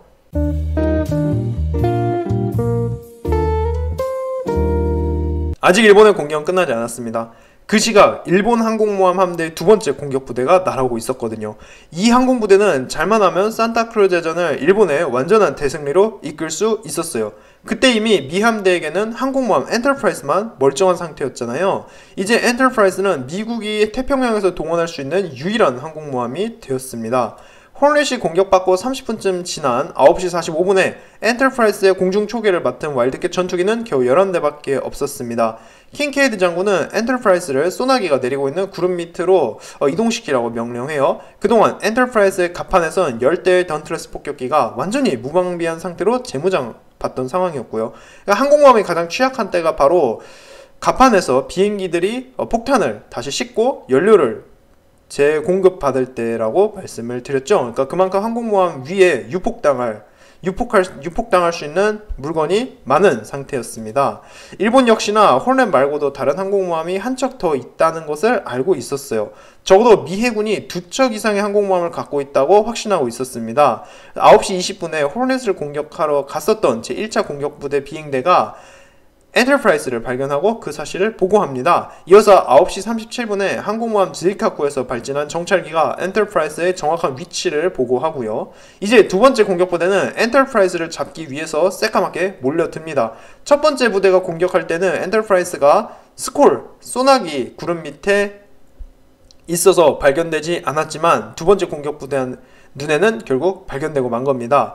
일본의 제2차 공격부대는 항공모함 쇼카쿠에서 발진한 부대와 즈이카쿠에서 발진한 부대 이렇게 둘로 나뉘어져 있었어요. 첫 번째로 나타난 것은 쇼카쿠에서 발진한 19대의 발폭격기와 이를 엄호하는 5대의 제로센 전투기였습니다. 즈이카쿠는 준비하는 데 시간이 좀 걸려서 45분이나 늦게 공격부대를 발진시켰잖아요. 그래서 즈이카쿠에서 발진했던 17대의 케이트 함상 공격기, 그러니까 어뢰를 장착하고 있는 뇌격기와 4대의 제로센 전투기가 이를 뒤따르고 있었습니다. 9시 30분에 중순양함 노스햄튼의 레이더에 처음으로 쇼카쿠에서 날아온 폭격기들이 포착됩니다. 북서쪽으로 121km 거리에서 빠르게 접근하고 있는 항공부대였어요. 하지만 노스햄튼은 항공모함 홀렛과 함께 다른 기동부대에 속해 있었기에 조기에 엔터프라이즈한테 적이 접근한다고 알릴 수가 없었습니다. 한편 9시 45분에 엔터프라이즈를 엄호하고 있던 전함 사우스 다코타가 88km 떨어진 곳에서 접근하는 일본 항공부대를 발견해요. 사우스 다코타는 곧바로 경보를 울리고요. 항공모함 엔터프라이즈로 마침내 72km 떨어진 곳에서 다가오는 일본 항공부대들을 발견합니다. 접근하던 항공모함 쇼카쿠의 폭격기 부대는 미 항공모함 홀렛을 먼저 발견해요. 하지만 홀렛은 이미 큰 피해를 입어서 화염에 휩싸여 있었습니다. 따라서 일본 폭격기들은 홀렛은 무시하고 지나쳐요. 그러니까 또 다른 항공모함이 분명히 있을 것 아니겠어요? 얘네가 불타는 홀렛을 무시하고 32km 정도 비행하니까 마침내 엔터프라이즈가 보인 겁니다. 10시 8분에 일본 폭격기 부대의 지휘관이 공격 명령을 내립니다. 일본 폭격기들이 날아오는데요. 엔터프라이즈의 공중 방어가 잘 이루어지지 않고 있었습니다. 전투기들이 너무 낮게 죄다 흩어져서 날고 있었어요. 그래서 앞으로 다가올 일본 폭격기들을 제때 발견하고 대처하기엔 좋은 포지션이 아니었던 겁니다. 게다가 10대의 던틀러스 급강화 폭격기가 아직도 엔터프라이즈의 갑판 위에서 재무장을 받던 중이었단 말이죠. 그래서 폭탄이 명중할 경우 입게 되는 피해도 컸습니다. 일본 폭격기 19대는 총 3개의 부대로 나뉘어서 곧장 공격해와요. 이에 맞서 제때 반응할 수 있었던 미군 전투기는 겨우 2대뿐이었습니다. 그리고 10시 14분에 한 대의 발폭격기만 격추당하고 나머지 폭격기들이 모두 엔터프라이즈한테 달려들 수는 있었어요. 하지만 그 초계 돌고 있던 미군 전투기보다 더 치명적이었던 게 있으니까 그게 바로 미군의 신형 대공포였습니다. 10시 15분에 일본 폭격기들이 해를 등지고 강화해오면서 공격을 하는데요. 이때 엔터프라이즈와 전함 사우스 다코타의 대공포들이 실로 대단한 그 파괴력을 보여줍니다. 3개로 나뉜 쇼카쿠의 폭격기들 중에서 첫 번째 그룹에서 4대의 폭격기가 격추당하고요. 단 한 발의 폭탄도 엔터프라이즈에 명중시키질 못합니다. 2분 뒤에 7대의 폭격기로 구성된 두 번째 부대가 강화를 하면서 공격을 하는데요. 이 중에 한 발의 폭탄이 엔터프라이즈에 맞지만 피해는 경미했습니다. 1분 뒤에 한 발 더 명중하는데요. 이 폭탄이 그래도 좀 더 큰 피해를 주기는 해요. 또 다른 한 발의 지근탄이 항공모함에 약간의 피해를 줍니다. 이렇게 총 3번의 공격을 받으면서 항공모함 엔터프라이즈에서 44명의 전사자가 발생해요. 하지만 이 공격을 수행해냈던 일본 폭격기들의 피해가 굉장히 컸습니다. 19대의 발폭격기 중에서 3대가 미군 전투기한테 격추당하고 7대가 대공포 사격에 격추당해요. 미군의 신형 대공포가 그 위력을 톡톡히 해낸 거고요. 작전에 나섰다 하면은 둘 중 한 명은 무조건 살아나지를 못하니까 일본 조종사들의 그 부담감도 굉장히 컸을 겁니다. 공격을 마친 일본 폭격기들은 자신들이 6발의 폭탄을 엔터프라이즈에 명중시켰으며 배가 침수되어 기울고 있다고 보고합니다. 그러나 이 보고와는 다르게 엔터프라이즈는 아직은 건재했어요. 한편 미군 전투기들도 앞으로 이어질 추가 공격에 대비해서 고도를 높이고요. 제대로 대응하게 됩니다. 그래서 11대의 와일드캣 전투기가 고공에서 비행하고 있었고 14대가 조금 더 밑에서 비행을 하고 있었어요. 그래서 앞으로 올 테면 와봐라 이러고선 준비를 단단히 하고 있었습니다. 조금 지난 10시 35분에 엔터프라이즈 레이더가 또 다른 공격부대를 발견해요. 그래서 앞서서 시오카쿠의 폭격기들보다 45분 늦게 발진했던 즈이카쿠의 케이트 함상 공격기, 그러니까 뇌격기들이었습니다. 10시 44분에 미군 전투기들도 북서쪽으로 24km 거리에서 일본 뇌격기들이 날아오고 있다는 정보를 듣게 되어요. 그래서 이번엔 제때 대처할 수 있었습니다. 10시 35분에 즈이카쿠의 뇌격기 부대, 얘네들도 미 함대를 발견해요. 얘네 역시 홀넷은 그냥 지나쳐서 몇 번 더 날아온 끝에 항공모함 엔터프라이즈를 발견합니다.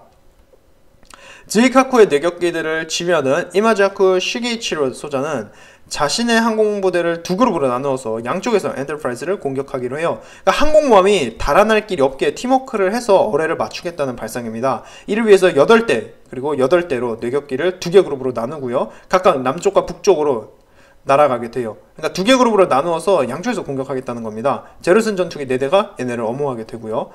이마자쿠 소자는 자기가 이끄는 8대의 뇌격기만으로 먼저 공격을 감행합니다. 이어서 와일드캣 전투기들과 벌어진 공중전에서 이마자쿠 소자가 탄 뇌격기가 격추당하고요. 하지만 다른 뇌격기들은 성공적으로 어뢰를 발사합니다. 하지만 운 좋게도 엔터프라이즈는 재빨리 기동해서 3발의 어뢰를 피해버려요.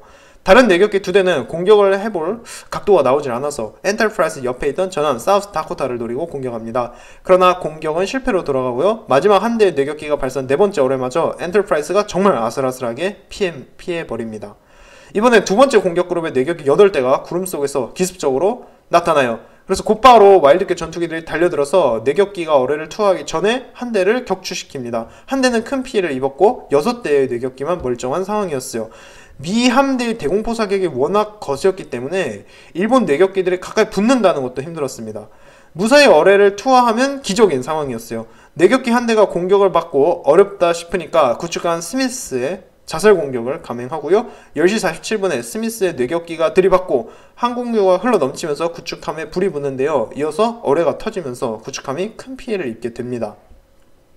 한편 살아남은 나머지 뇌격기들이 총 4발의 어뢰를 엔터프라이즈에 날려보지만 모두 빗나가요. 그래서 10시 52분에 살아남은 뇌격기들은 공격을 중단하고 철수합니다. 그래서 달아나는 일본 비행기들을 와일드캣 전투기들이 쫓아가서 2대를 더 격추시키고요. 그래서 엔터프라이즈에 대한 이 어뢰 공격이 실패로 돌아가면서 산타크루즈전에서 일본 해군이 결정적인 승리를 할 수 있었던 기회가 날아갑니다. 어뢰가 단 한 발이라도 이때 엔터프라이즈에 맞았다면 전투에 있어서 정말 큰 전환점이 되었을 텐데 말이죠. 이때 기적적이게 참 엔터프라이즈가 어뢰를 다 피해버립니다. 지금까지 산호해 해전과 미드웨이 해전 모두 어뢰 공격을 당했던 미 항공모함이 굉장히 취약하다는 그런 모습을 보여줬는데요. 기적적이게도 엔터프라이즈는 전 세계에서 가장 뛰어난 실력을 가진 뇌격기 조종사들을 상대로 한 발의 어뢰도 맞질 않았던 겁니다.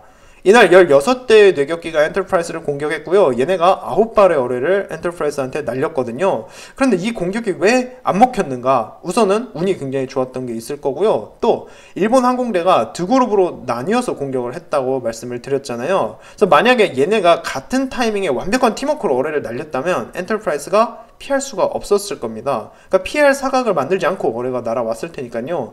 그러나 중간에 이제 초계를 돌고 있던 미군 전투기들 일본 항공대를 공격했고요. 이로써 팀워크도 깨졌고 일본 항공대의 포메이션도 깨지게 되었습니다.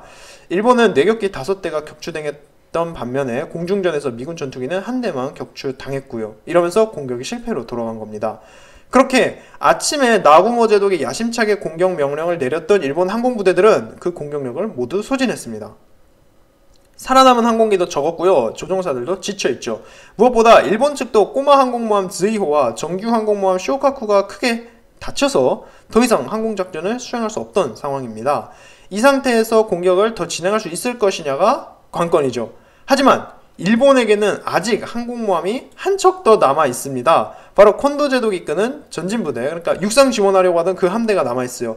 이 함대한테는 항공모함 주니오가 아직 있었습니다. 당시 주니오는 과달카날 섬에 작전을 펼치러 이동하던 도중에 미국 항공모함들이 나타났다라는 연락을 받고선 열심히 달려가고 있었단 말이에요.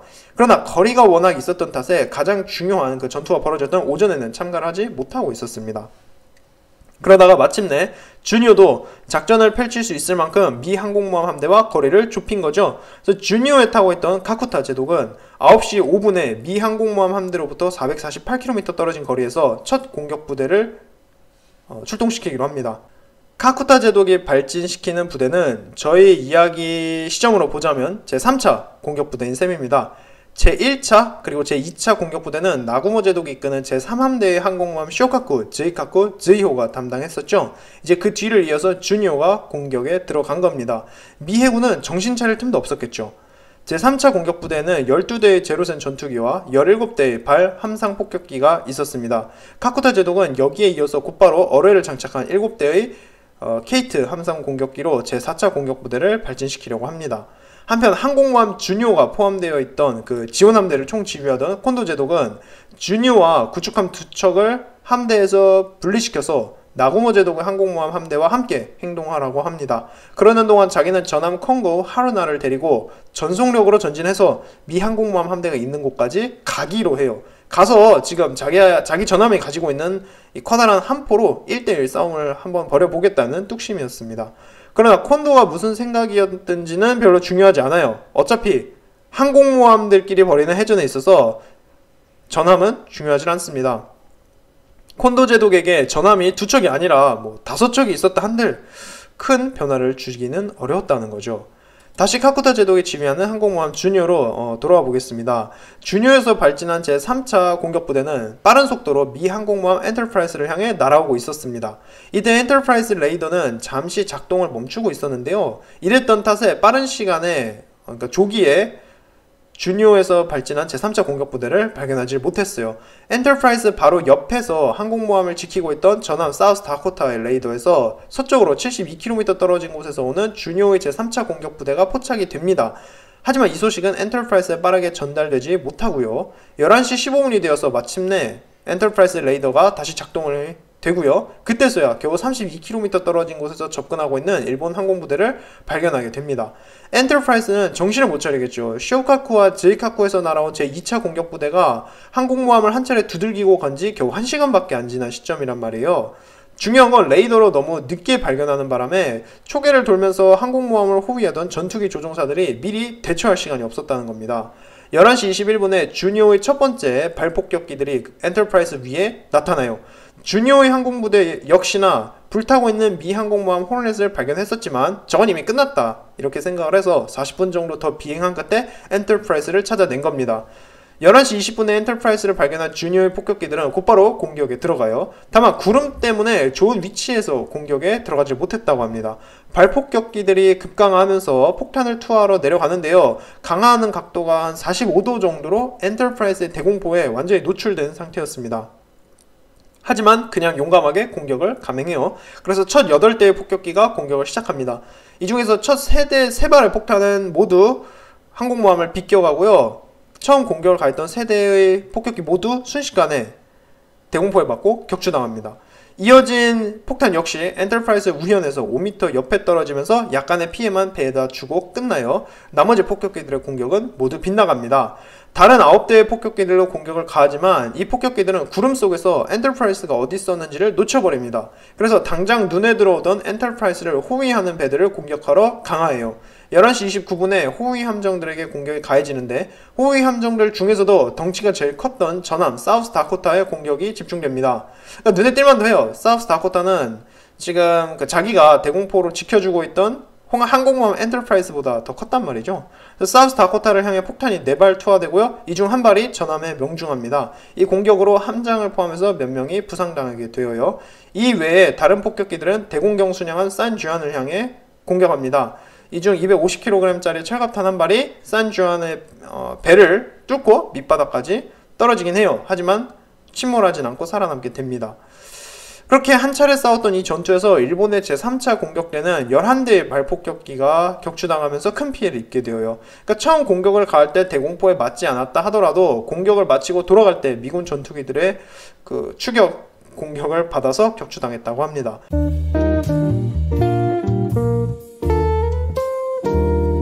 이로써 일단 산타크루즈 해전의 전반부가 거의 막을 내려요. 저희가 제법 길게 급박한 전황을 쭉 이야기를 했었는데요. 이 모든 사건이 10월 26일 아침 동안의 사건입니다. 특히나 주요 교전 시간은 한 2시간 반 정도였어요. 그래서 정말 급박하지 않습니까? 수십 대의 이 항공기들이 공중에서 서로 뒤엉켜서 싸우고 하늘은 대공포화로 새까맣게 뒤덮여서 거의 구름이 보이지 않았을 정도라고 하는데 그 치열한 전투 저희가 이렇게 이야기를 해본 겁니다. 이 잠깐 사이의 교전으로 양쪽 모두 큰 피해를 입었어요. 일단 일본은 4척의 항공모함 중에서 즈이호와 쇼카쿠가 큰 피해를 입어서 전열에서 이탈했습니다.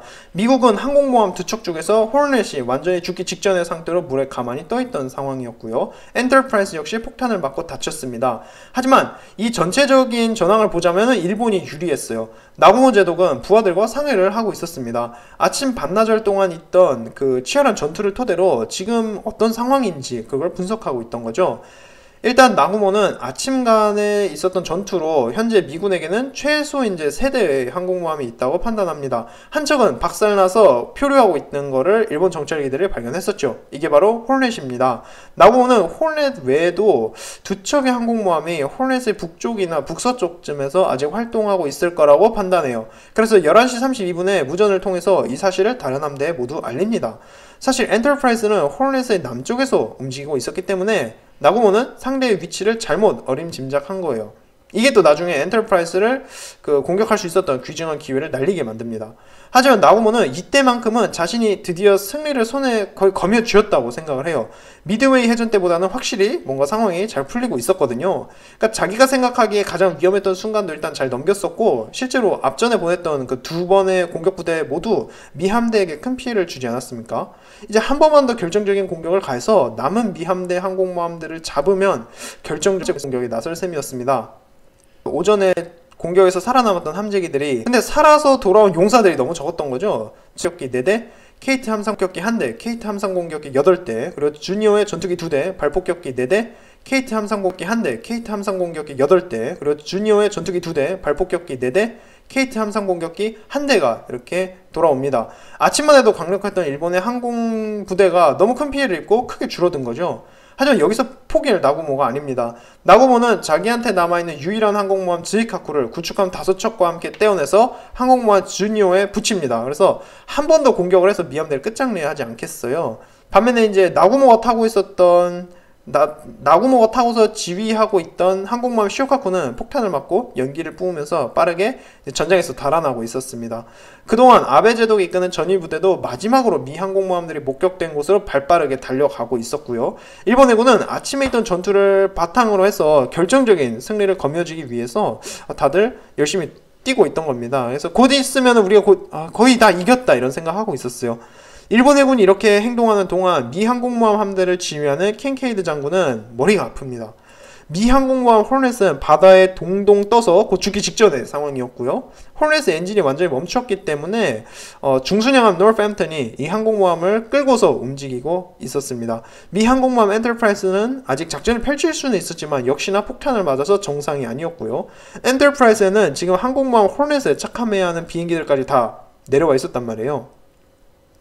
엔터프라이즈는 앞선 전투에서 일본 폭격기의 폭탄에 맞아서 항공기 엘리베이터도 제대로 작동을 하지 않고 있었는데 덕분에 갑판이 비행기로 가득 차서 넘치고 있었습니다.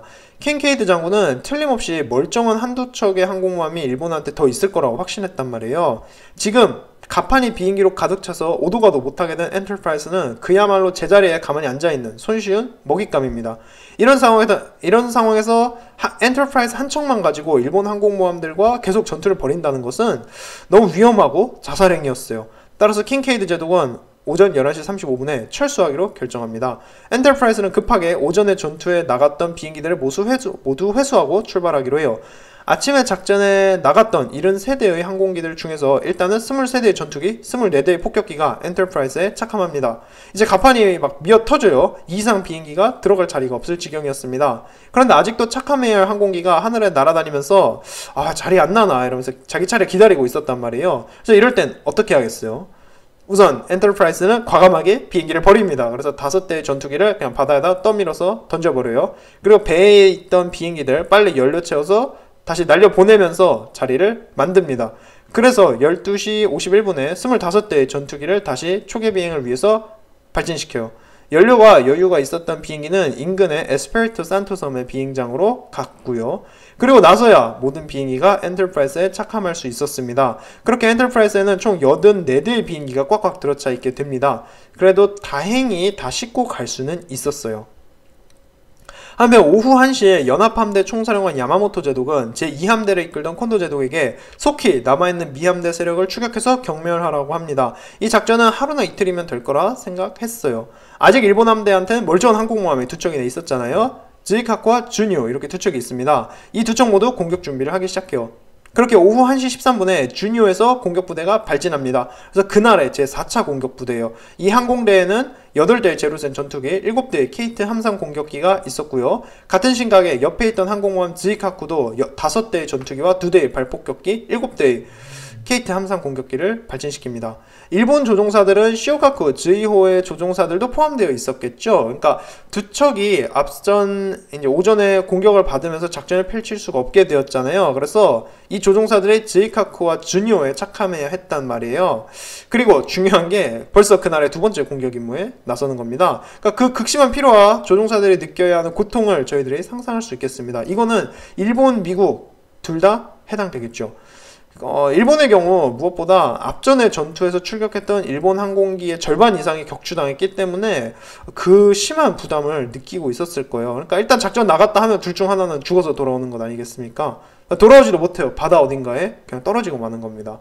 게다가 첫 번째와 두 번째 공격에 비해서 대폭 줄어든 이 폭격기와 뇌격기 수만 봐도 아침 전투에서 일본 항공전대가 입은 그 끔찍한 피해를 저희가 알 수 있습니다. 이 공격대가 출발하고 나서 1시 20분에서 2시 사이에 즈이카쿠와 주니오는 오전에 공격 나갔던 모든 비행기를 회수합니다. 즈이카쿠는 주니오에서 왔던 4대를 포함해서 5대의 전투기, 7대의 케이트 함상 공격기, 그리고 시오카쿠에서 출격했던 7대의 발폭격기를 회수하고요. 주니오는 9대의 전투기와 3차 공격에 나갔던 6대의 폭격기를 받아들입니다.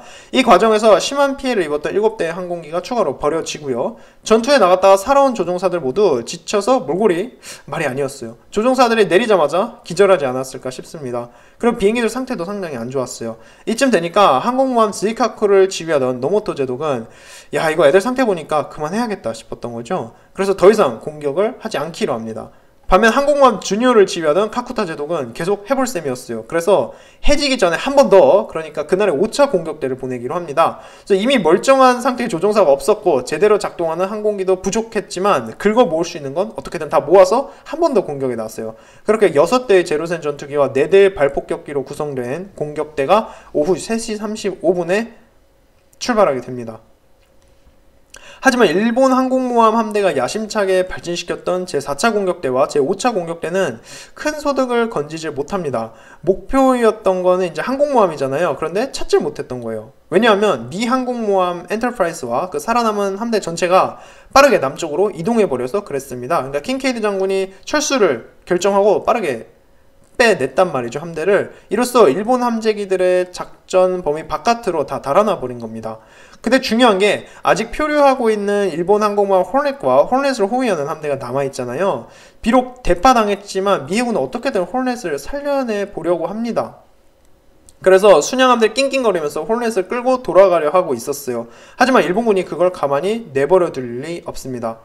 미 해군이 갖은 노력을 기울여서 화재를 진압하고 배의 침수를 막고 예인하고 있던 그 동안 하늘에선 일본 정찰기가 그 일거수투족을 감시하고 있었어요. 일본 역시 미 해군이 호넷을 얌전히 집에 가지고 돌아가게 둘 생각은 없었습니다.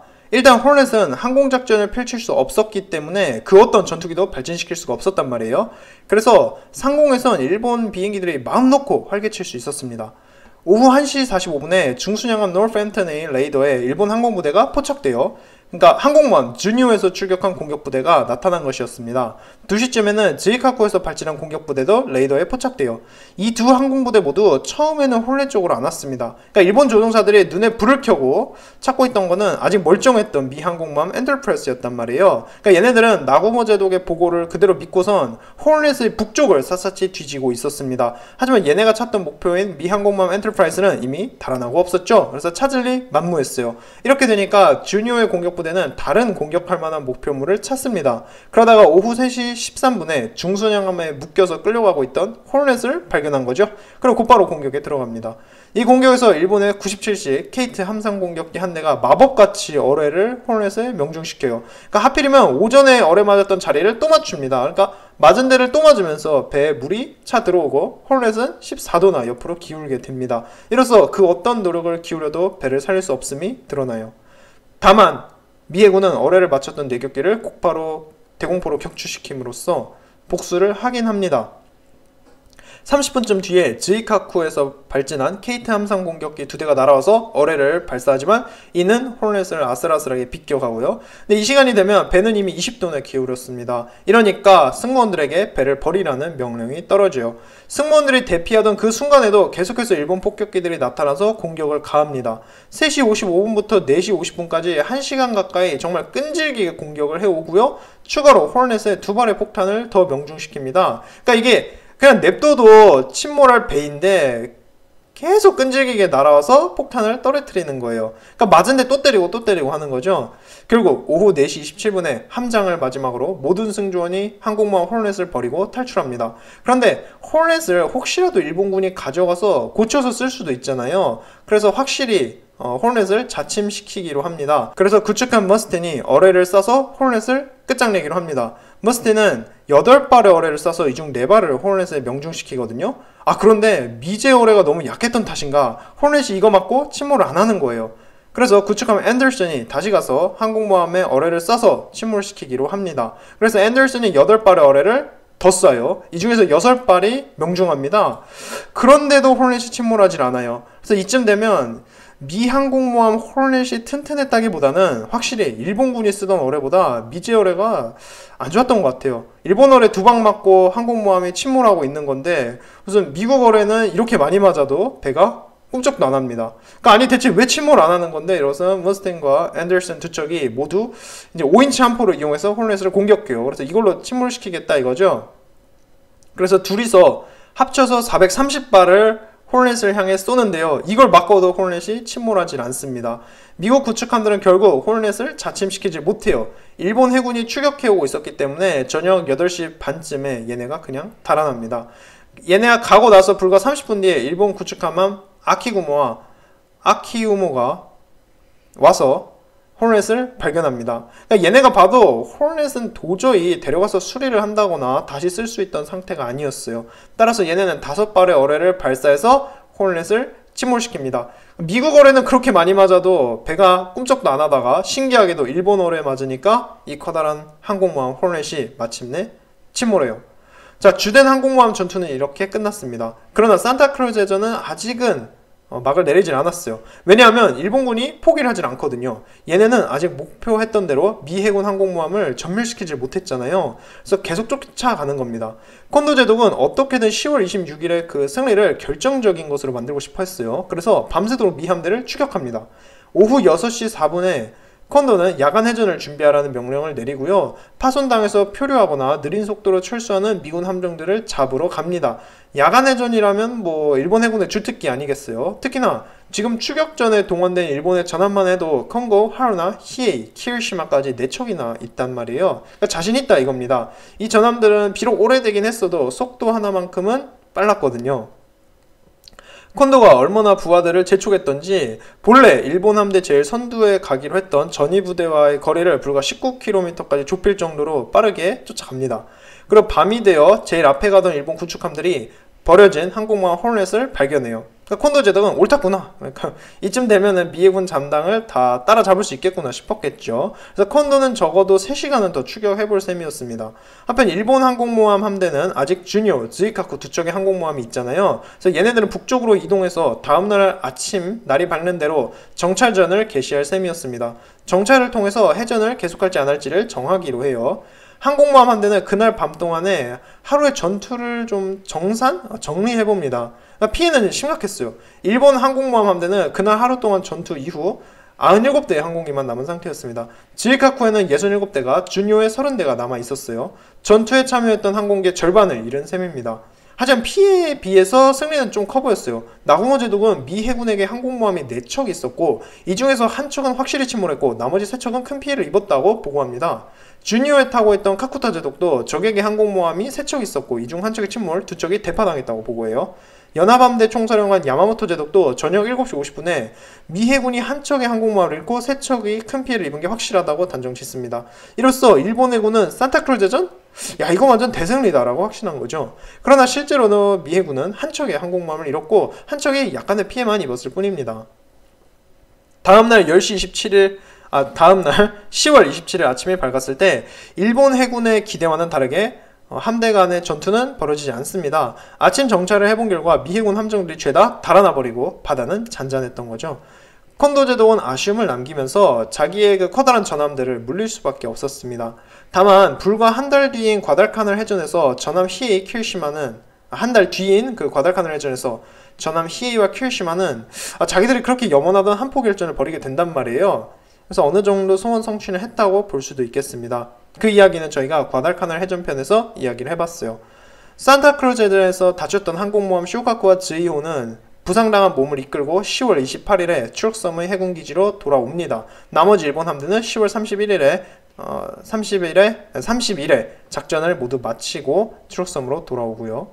미 해군 함대 역시 잠수함의 기습을 받거나 기뢰를 들이받거나 하는 일 없이 무사히 다 돌아갑니다.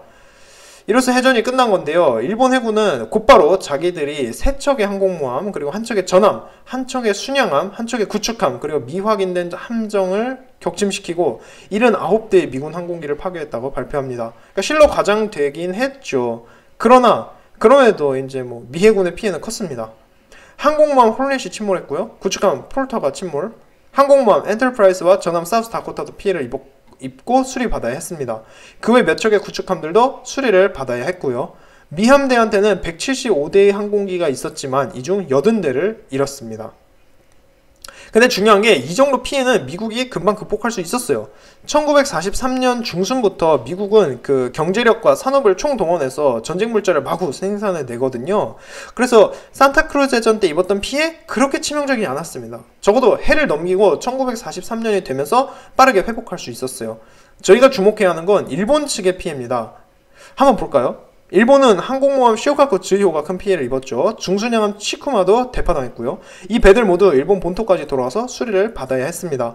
그러나 일본이 입은 돌이킬 수 없는 피해는 바로 항공전력이었어요. 일본이 산타크루즈 해전 시작할 때 갖고 있던 203대의 항공기 중에서 절반 가까이인 약 99대가 파괴되는데요. 특히나 공격에 나섰던 함상 공격기들이 큰 피해를 입었습니다. 일본은 63대의 발 함상 폭격기 중 41대를 잃었고요. 57대의 케이트 함상 공격기 중 30대를 잃었습니다. 미군 전투기와 벌인 공중전, 그리고 미군의 가공할 만한 그 대공포의 위력 때문에 이렇게 많은 손실이 발생했어요. 항공기, 그러니까 비행기가 충분히 보충할 수 있었어요. 그러나 가장 큰 문제는 바로 사람입니다. 조종사와 항공요원들, 특히 이 조종사들, 태평양 전쟁 이전부터 활약하던 베테랑들이라고 말씀을 드렸어요. 진주만 폭격과 동남아시아에서 벌인 작전들, 산호의 해전, 미드웨이 해전, 과달카날에서 벌어진 전투들과 동부 솔로몬 해전 등에서 작전을 펼쳤던 최강의 엘리트 조종사들이라고요. 이 사람들이 잃은 게 너무 컸습니다. 산타크루즈 해전에서 일본은 145명의 항공요원을 잃는데요. 미드웨이 해전에서 110명의 항공요원이 전사했던 거에 비하면 오히려 피해가 더 컸던 겁니다. 산타크루즈 해전이 정말 결정적으로 일본의 항공 전력을 항공 전력에 큰 피해를 끼쳤던 전투였던 거죠. 특히나 항공부대나 그 편대를 직접 지휘하는 그 리더격의 23명의 항공요원이 산타크루즈 해전에서 전사하는데요. 이로써 앞으로 있을 그 전투에 필요한 항공요원이나 조종사의 교육, 훈련 등이 심각한 차질을 빚게 됩니다.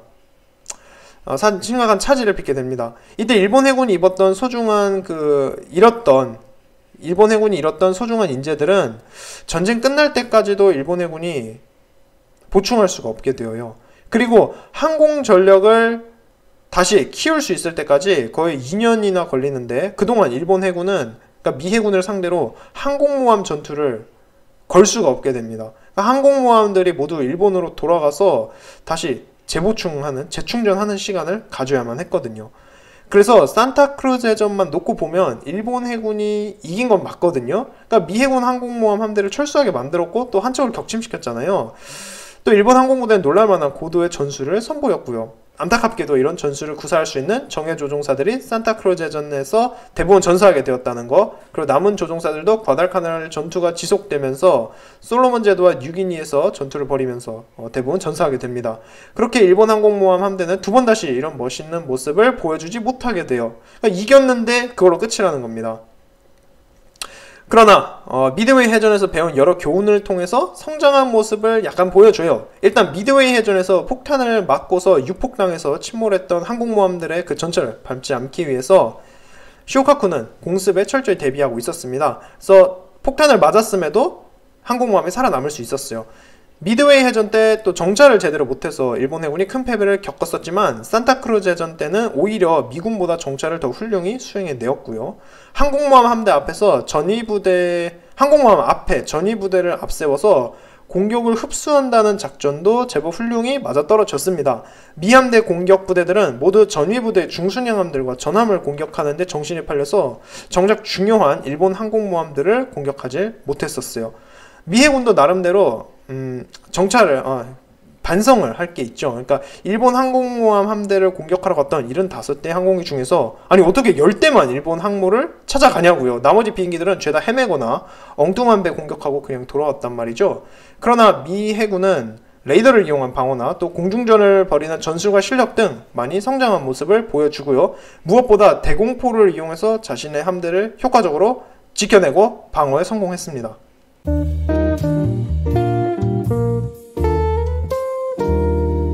그렇게 저희가 오늘 산타크루즈 해전에 대한 이야기를 해보았습니다. 오늘 에피소드 스크립트를 준비할 때 제가 이야기가 너무 전문적인 내용이 안 되게끔 많이 신경을 썼어요.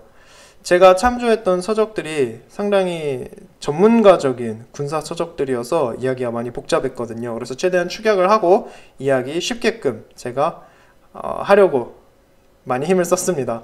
특히나 일반인들에게 친숙하지 않은 단어들이 많이 나와요. 예컨대 일단 단위만 하더라도 속도를 몇 노트로 표시를 한다든지 또는 거리를 잴 때도 몇 마일, 몇 야드, 또 몇 피트 등등의 표현들이 나옵니다. 이러한 단위들 저에게 친숙한 킬로미터로 제가 최대한 바꿔서 에피소드 준비를 했어요. 그래서 이해하시는데 많은 어려움이 없게끔 최대한 노력했습니다.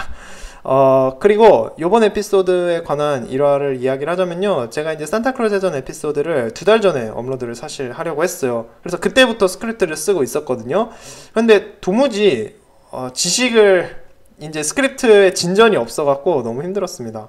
그러니까 한국에 출간된 그 어떤 책도 산타크루즈 해전을 자세하게 다루지 않고 있기 때문에 어려웠어요. 그나마 있는 2차 세계대전을 다루는 책들에선 거의 다 뭐 한두 페이지로 산타크루즈 해전을 짧게 설명하고 있고 과달카날 전투나 태평양 전쟁을 다루는 책에서조차도 두세 페이지 정도의 설명으로 끝내는 경우가 많았습니다. 그래서 자세한 자료를 수집하고자 하면서 스크립트가 약간 늦어졌습니다. 그래서 이 에피소드가 사실 시간대로 보자면요. 제가 83화를 업로드를 하고 바로 산타크루즈 해전편을 업로드를 했어야 됐어요. 왜냐하면 과달카날 전투의 그 시간대로 보자면은 83화 케이프 에스퍼런스 해전 그리고 84화의 과달카날 해전 사이에 일어났던 게 이제 산타크루즈 해전이거든요. 그래서 사실 83화 이후에 바로 업로드를 해야 했는데 스크립트 준비가 늦어져서 그러지 못했던 점 좀 아쉽습니다. 오늘 에피소드에 등장했던 이야기들의 그 참조 소스는 제가 이제 영국의 어스프리 퍼블리싱에서 출판했던 산타크루즈 1942라는 책을 주로 참조했습니다. 어스프리에서 출판한 그 전쟁사 시리즈 책들은 진짜 그 역사 덕후 또는 전쟁사 좋아하시는 분들에게 정말 훌륭한 책이거든요. 국내에는 세계의 전쟁이라는 시리즈로 현재 번역이 되어 있습니다. 안타깝게도 한국에는 한 10권 남짓 정도만 번역이 되어 있어요. 어스프리에선 이미 100권 넘게 거의 대부분 전 세계 곳곳의 전투들을 다루는 여러 책들을 출판을 했는데요. 그 중에서 한 10분의 1 정도 번역이 된 것 같습니다. 그래서 속히 국내에 좀 더 번역이 이루어졌으면 좋을 것 같아요. 정말 좋은 책들이거든요. 또 이 책과 더불어서 Carrier Battles Command Decision in Harm's Way라는 책도 같이 참조했습니다. 이 책은 검색하시면은 온라인에서 무료로 그 도서관 소장본을 찾아서 볼 수가 있습니다. 한국 책으로 쓰여있는 내용에 대해서는 이미 제가 많은 에피소드에서 다뤘어요. 그래서 새로운 에피소드와 신지식을 접하기 위해서 해외 책들을 사서 읽고 있습니다. 그러니까 앞으로 만든 에피소드들은 국내에서 접하기 힘든 내용들이기 때문에 해외 서적들 많이 이용을 하고 있어요. 책값이 많이 비싸네요. 제가 본래는 도서관을 주로 이용을 했었는데요. 이제 본격 책을 구매하기 시작하면서 집에 있는 제 책상에도 책이 점점 쌓여가고 있습니다. 그래서 오늘 산타크루즈 해전 에피소드 그 어떤 유튜브나 온라인 자료를 다 찾아도 제가 가장 자세하게 다뤘다고 자신할 수 있겠습니다. 미드웨이 해전 그 이상으로 박빙이었던 놀라운 해전이었죠. 그래서 그 이야기 오늘 저희가 자세히 해본 거예요. 그러니까 일본군이 전쟁을 좀 더 장기전으로 가져갈 생각을 했더라면, 그리고 항공모함의 중요성을 알고서 조종사 양성 프로그램이나 교육과정 등에 신경을 많이 썼더라면, 무엇보다 전쟁 초기에 항공 전력을 그렇게 무분별하게 소진하지 않았더라면은 산타크루즈 해전 때 보여줬던 인상적인 모습을 다른 곳에서 한 번 더 나중에 펼칠 수 있지 않았을까 싶네요.